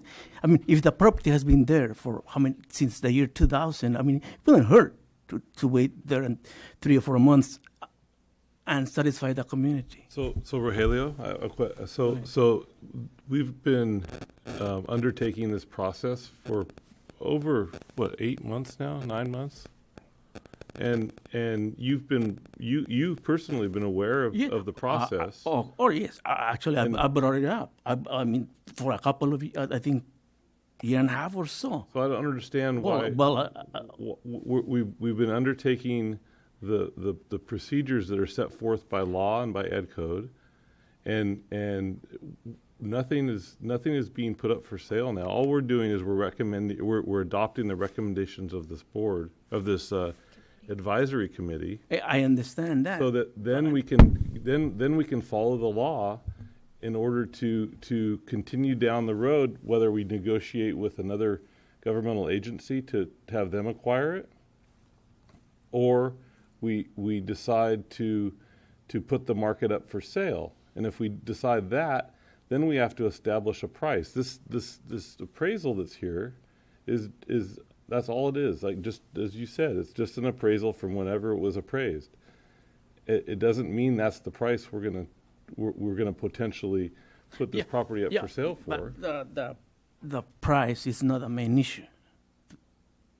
The price is the main issue number 2, according to me. The main issue is that I would like the community to tell us, okay. But we're not in the business of developing property. We're a school district. Okay, listen. There's lots of ideas there. I've proposed in the past that we consider some sort of faculty or workforce housing, and that process is lengthy. I mean, it's 7, 8 years. But the point is, we have a bond. We have a bond that we've passed. We have projects that we'd like to complete. We have a piece of property that's surplus to our needs. We have declining enrollment. There's all these things set forth. We know that there's a high likelihood that we will not have enough money in our bond sales, sale of our bonds to complete all of our projects. The sale of this surplus property will potentially help us achieve all those projects. I don't understand what your hang-up is. Well, the hang-up is that, number one, yes, the district advertised on the Coastal View for how long? A month or so? Probably half a page or a whole page? Yeah. But not everyone read it. Not everyone actually, everything was in English, Correct? Correct? So, Rogelio, I understand your concern of community input, Correct. but in everything we do, we can't go out and ask every community members. That's why we're here. We're representative of the community. That's why I'm here. I'm Right. representing. So what is your viewpoint as representative of your community? Not just let's listen to more people. If you're representative of your community, can you give us your thoughts on this recommendation? Not that you. That's why I would like to table it. Okay, so we have a recommendation or a motion to approve it in a second. Let's go ahead and vote. So all those in favor of the motion? Aye. Aye. Opposed? Nay. Okay, so passes. Okay, can somebody call Maureen back in so we could do the other agenda items?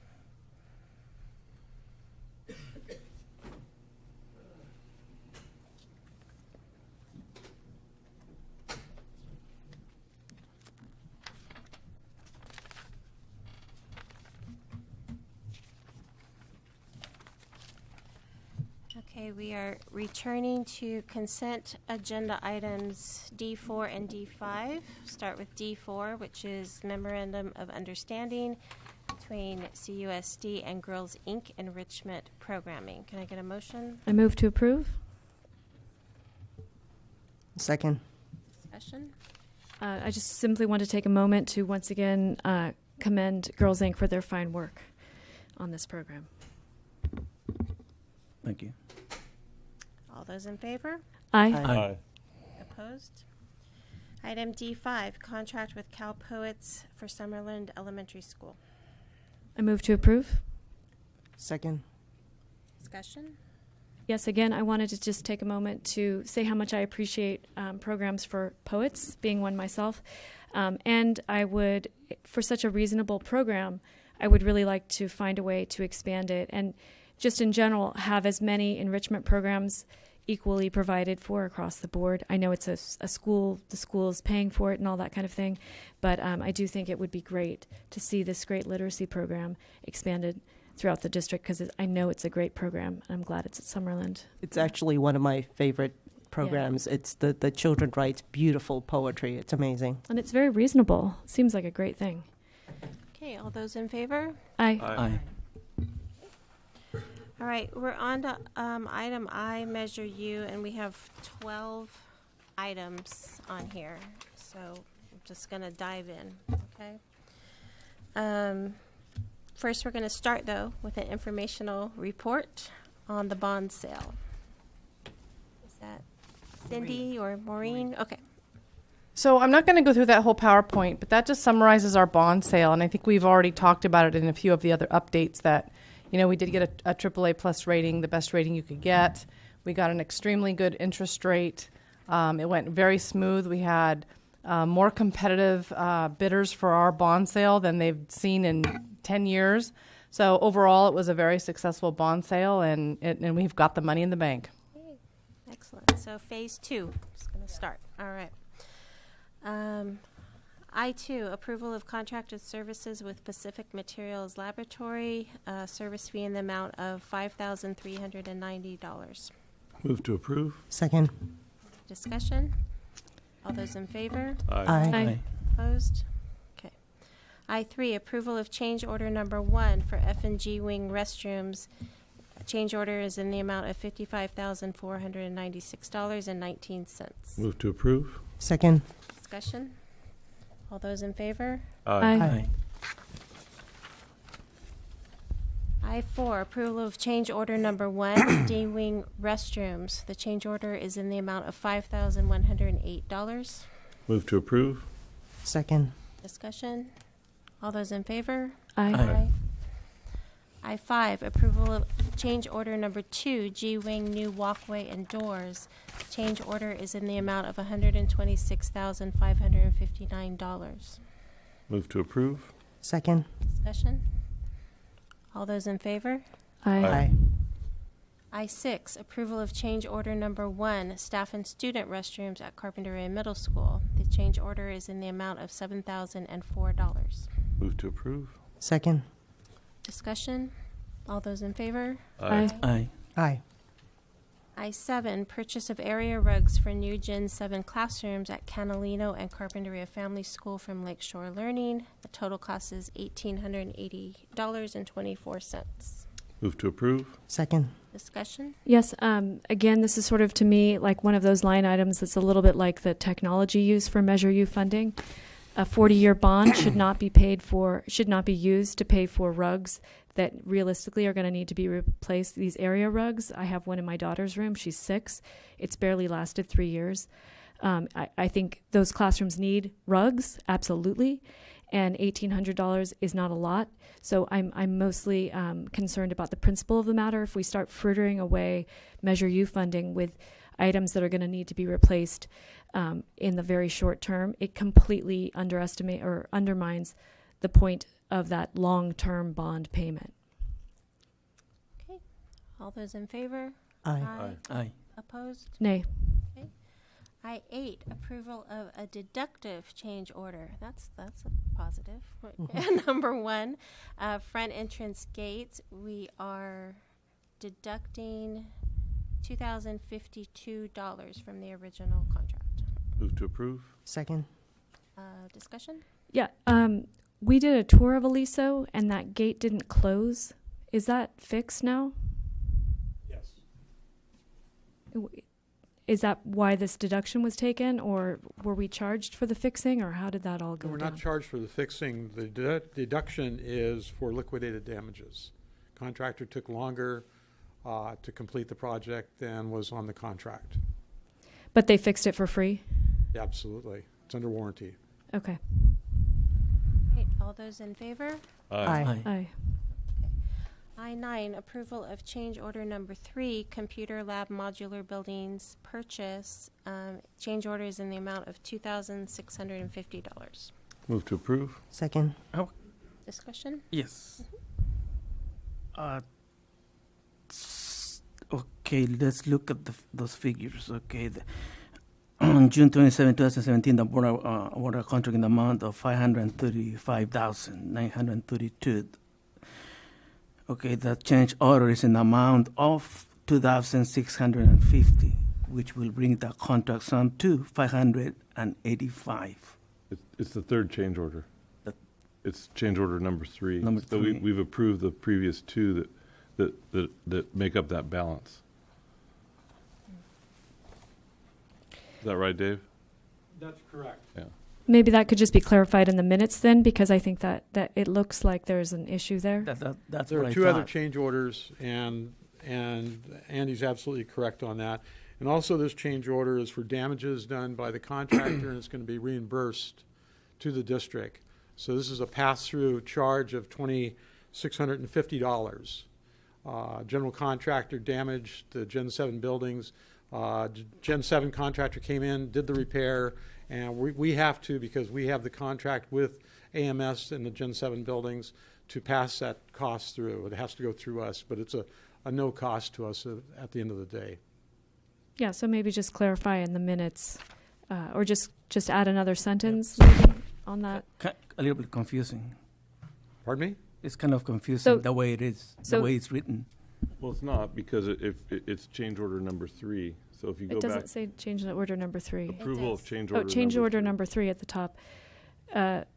Maybe it could just be this third change order brings the amount to this total or something, because I do think it is a little confusing. Yeah. Okay. All right. All those in favor? Aye. I-10, approval of McGillivray Construction, Inc. as leaseback contractor for Carpinteria High School. The proposal was for $15,000, so the pre-construction service fee in the amount of $15,000 shall be paid. Move to approve. Second.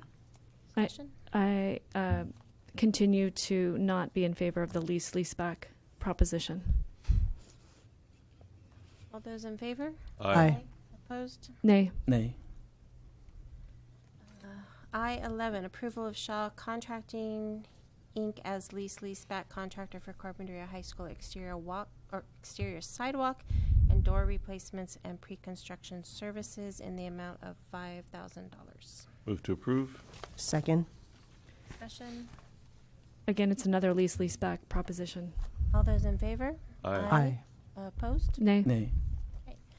I-12, approval of Frank Shipper Construction Company as lease-leaseback contractor for the Catalino Elementary School Modernization Project and pre-construction services in the amount of $13,000. Move to approve. Second. Discussion. In addition to not being comfortable with this lease-leaseback thing, is that what they're going to be using every single time for different projects? Okay. And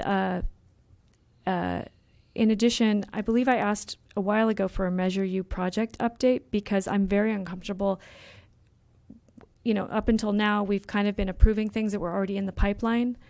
However, I think we're getting to the point where it's now time to take a breather and see where we are in the process and also look at our budgeting and our funding. Also doing a tour of the Rincon school site, I became aware of kind of the shameful quality of those classrooms and learning that they have changed in terms of where they were on the timeline was very distressing. So I think it's a with 2 new board members coming on, I think it's a practical, perfect time for the next meeting or perhaps the first meeting in January to really get clear about not only which projects are in the state pipeline, but how much money we have left and how much we're budgeting for each one, and not make any, and to make decisions based on not have our, those decisions should be coming from the board, not just Do you from have the discussion top. on this specific item? Yes, I'm saying that the board is asked to approve we're initiating a new project at Catalino Elementary School. So all the previous things that we've approved, besides the minor leaseback things, have been basically change orders to projects that are already installed. I know you were talking about Rincon, which this is about Catalino. Yeah, I'm talking about because this is a new construction project. This is saying what I'm trying to say is Higher charge. it's time to prioritize the projects that we have on the table. And this clearly, how did this Catalino school modernization project, why is it coming to us now? We never get that information about why things are coming to us in what particular order. And there's a whole laundry list of things that we want to get approved. I would disagree with you there, Maureen. We were given a Measure U update last year, and it clearly states the prioritization of projects, and the modernization is in priority 1. And things can change. That's the beauty of a long-term construction project. When you're doing, anyone who's done they reconstructed their bathroom says, it was really important to me to do the tile. Well, now I've decided I'm actually going to do this project before that project. So it's all a series of projects, and touring those Rincon classrooms reminded me that some projects, just by fact of the need, may be a higher priority to this board or a new board rather than the board who, started this project down the line. So it's time to reevaluate that. Okay, we have a motion and a second on this item. All those in favor? Aye. Opposed? Nay. Nay. Item J1, personnel summary. Move to approve. Second. Any discussion? All those in favor? Aye. Aye. All right, we're at board communications. Maureen? Oh, nothing to say tonight. Rogelio? Yes.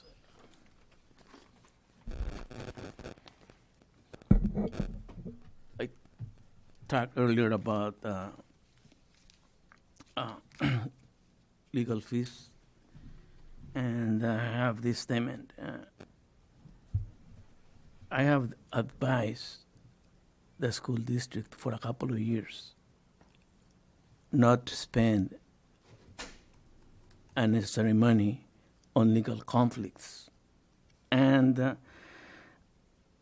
I've done it probably every other board meeting, and it's getting kind of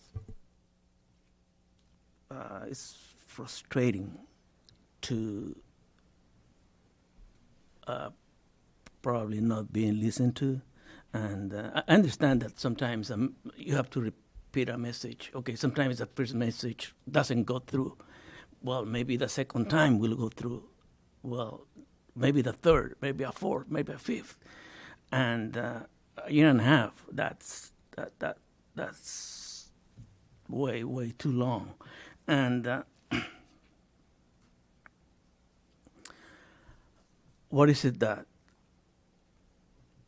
I know about legal conflict or legal expenses? What's the total? I don't know.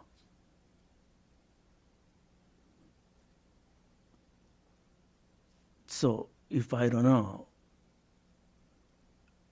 the total that the district is paying on legal, I would call it conflicts, is basically if I don't know, the community doesn't know. And I think that it's time to get out of this darkness. Because basically, that's a word, darkness. I'm in complete darkness of how much is been paid. For example, I don't know if, probably, but I don't know if Greg Price was paid today or how much. I don't have access to any of the contracts lawyer. And this is my question, why not? I don't know. I don't know who's. I don't even know how many lawyers we have right now. And that shouldn't be, because I think that I'm entitled to find out. And why is that? Because I represent thousands of people out there who, on any given day, might come out and ask me, okay, what's going on? So that's the question that I have. And this is, I'm not, and they have the right to ask. And why is that? Because they're taxpayers. I am a taxpayer, so I have the right to find out. Not just asking for that information, but actually demand it. So I demand that information to enlighten me. And I've been on the board almost 2 years, and way before that, okay, this is the point. I don't know how much each attorney is being paid per hour, per day, or who is who. How many attorneys do we have? And how many conflicts have we had since the last 3 years? A lot. And why do I affirm that? Because I've been there. That's why I am on those committees, and I know that I know that this is not the perfect place on earth. This is not Disneyland. It's not. Maybe one day, but not today. So what I want from the district, you, Diana, you, Maureen, to come up for the last 3 years of the total for legal expenses, for grievances, bargaining process, how much of the taxpayers' money has been spent on attorneys? Because I don't know. I don't know. And that's something that should catch your attention. That I don't know. If I don't know, then what about Mr. Gonzalez walking down the road or Mr. Smith walking down the street? Do they have a better chance to find out? No. I am the one actually who has a better chance. But at this moment, as of tonight, They may have a better chance than me. So this is what I want. 2016, the legal expenses from 2016 through 2017, 2018, through 2018, 2019. That's the only way that I'm going to come out of this darkness. How much has it spent on, let's say, okay, I was there for probably a couple of months on the bargaining process. We have an attorney there. We have a facilitator there. How much were they paid? I don't know. That's the truth. I don't know. How much has the district spent on grievances? So I know there's been a lot since during the last 3 years. My answer, I don't know. I don't know. And Rogelio? yes. Could I interject? No, you cannot. You Interject? cannot. No? Okay. No, it's my time. I know it's your time. No, but so Yeah. that is why it's my time. I've been asking for this for a long, long time. I mean, even way before you were here, you got here, Diana. So that's, I mean,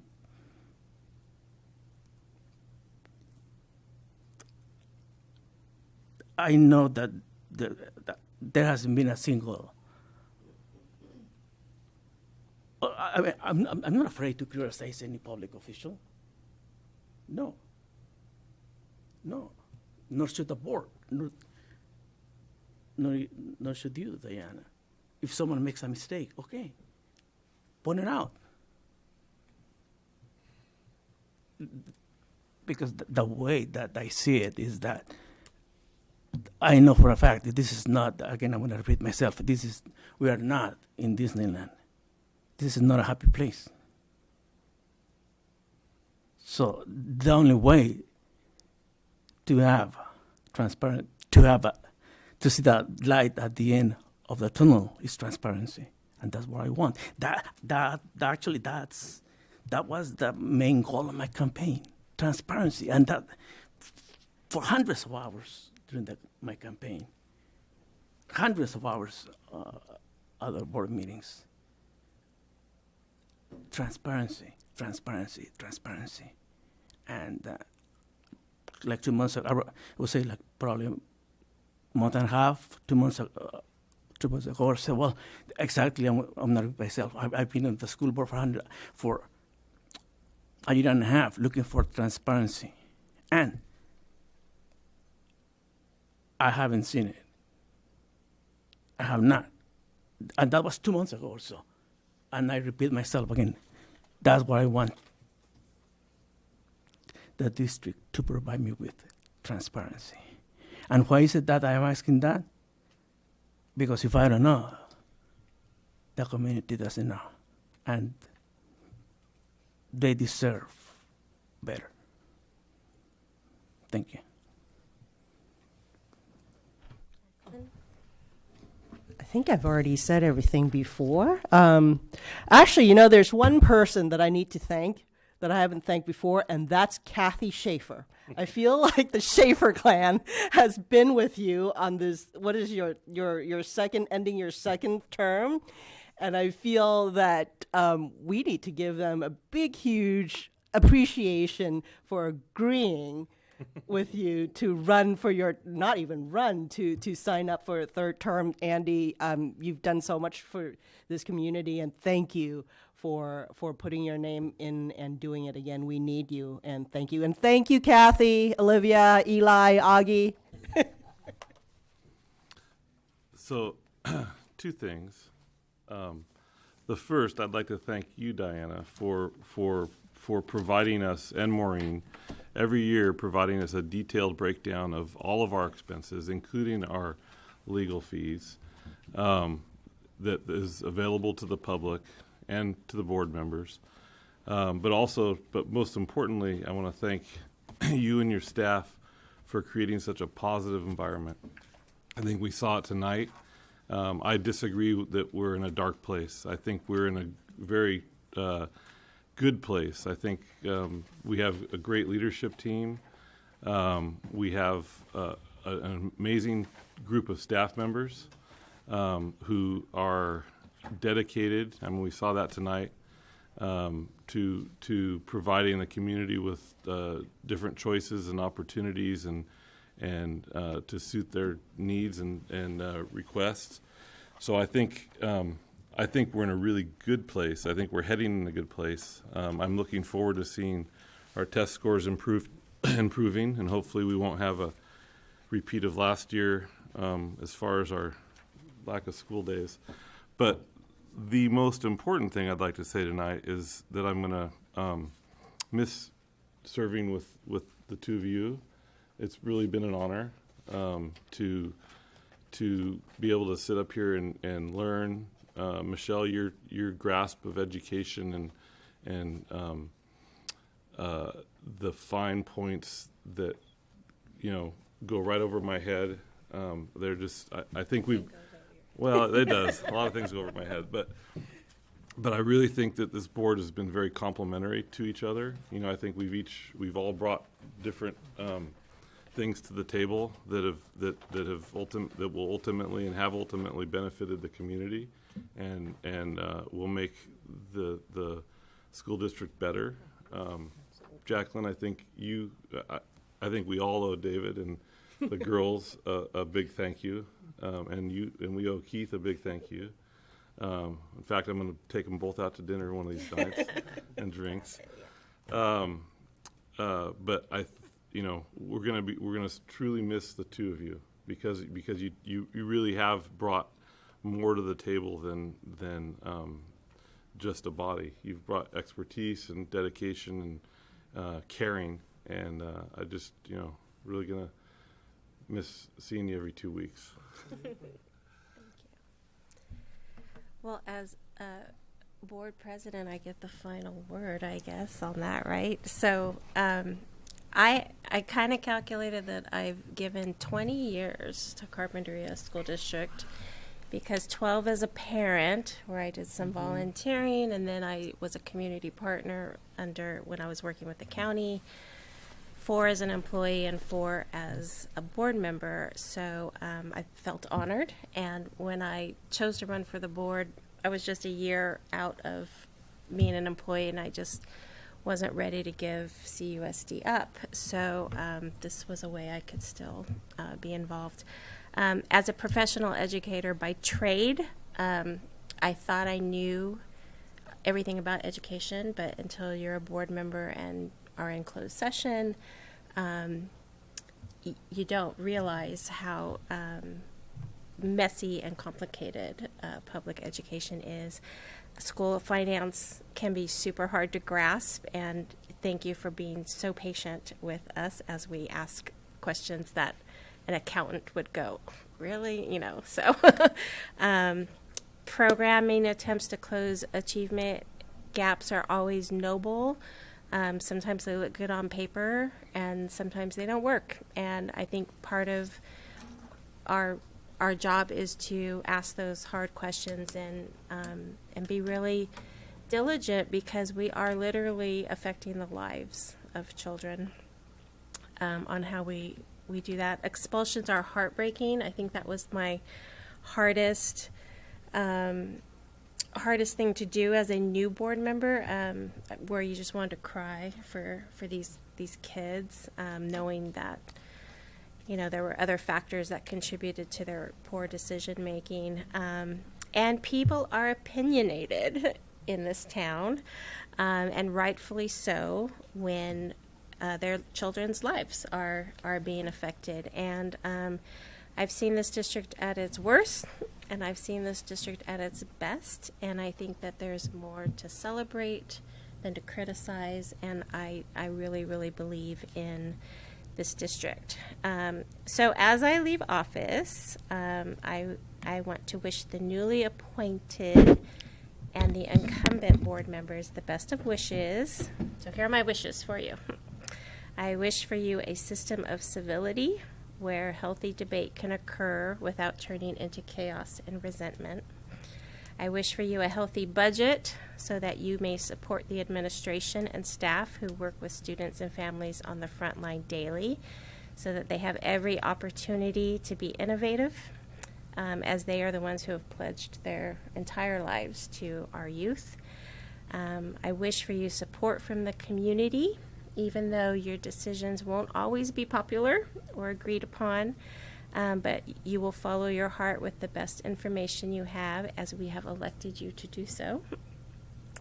And finally, I wish for you satisfaction in the work, because everyone who sits on this board does so with the best of intentions and a sincere desire to do what is right for this district. I admire anybody who steps up to public service, including this important role. And if Mr. Bison's class is still listening, but you can relay it for me, Gerardo, is in 10 years I want to see one of them up here as a school board member. So thank you for letting me be a part of it, and I will miss all of you. Board calendar, looks like the only thing is January 15th. The new governance team members will have a workshop, 4 p.m. to 8 p.m. What is that going to be on? What is that going to be on? What's the top? Just Board governance. beyond, but okay. Probably similar to the workshop we had a couple years ago. So like It's a new board. So with a new board, you do it every year. When you have a new board, you repeat that board governance workshop. And anything else to add to the calendar? Okay. Future agenda items still have sea level rise presentation by the city, and then Measure U project update. Is there anything else? Yeah, What? they kept referring to the WASC report. Is that going to be on the agenda? Yes, when we receive it. We won't receive it for another month, but as soon as we receive it. What did they keep referring to then? The recommendations? They kept, several people Yes. referenced it. When the WASC report is received, there'll be recommendations for improvements, and that's what we will discuss when we receive it. What were they discussing then? Like people were referencing it. I'm just confused. What are you confused about? I don't understand your question. Sorry. Several times tonight, principals referenced the WASC report It's just the high findings. school. It's only the high school that had WASC accreditation. Okay. report. They will receive it in another month or so. Within that report, there will be recommendations for improvement for the high school. Okay. And when we receive it, it will be presented to the board. Okay. Okay, with that, I'm ending our meeting. Wow. We're adjourned.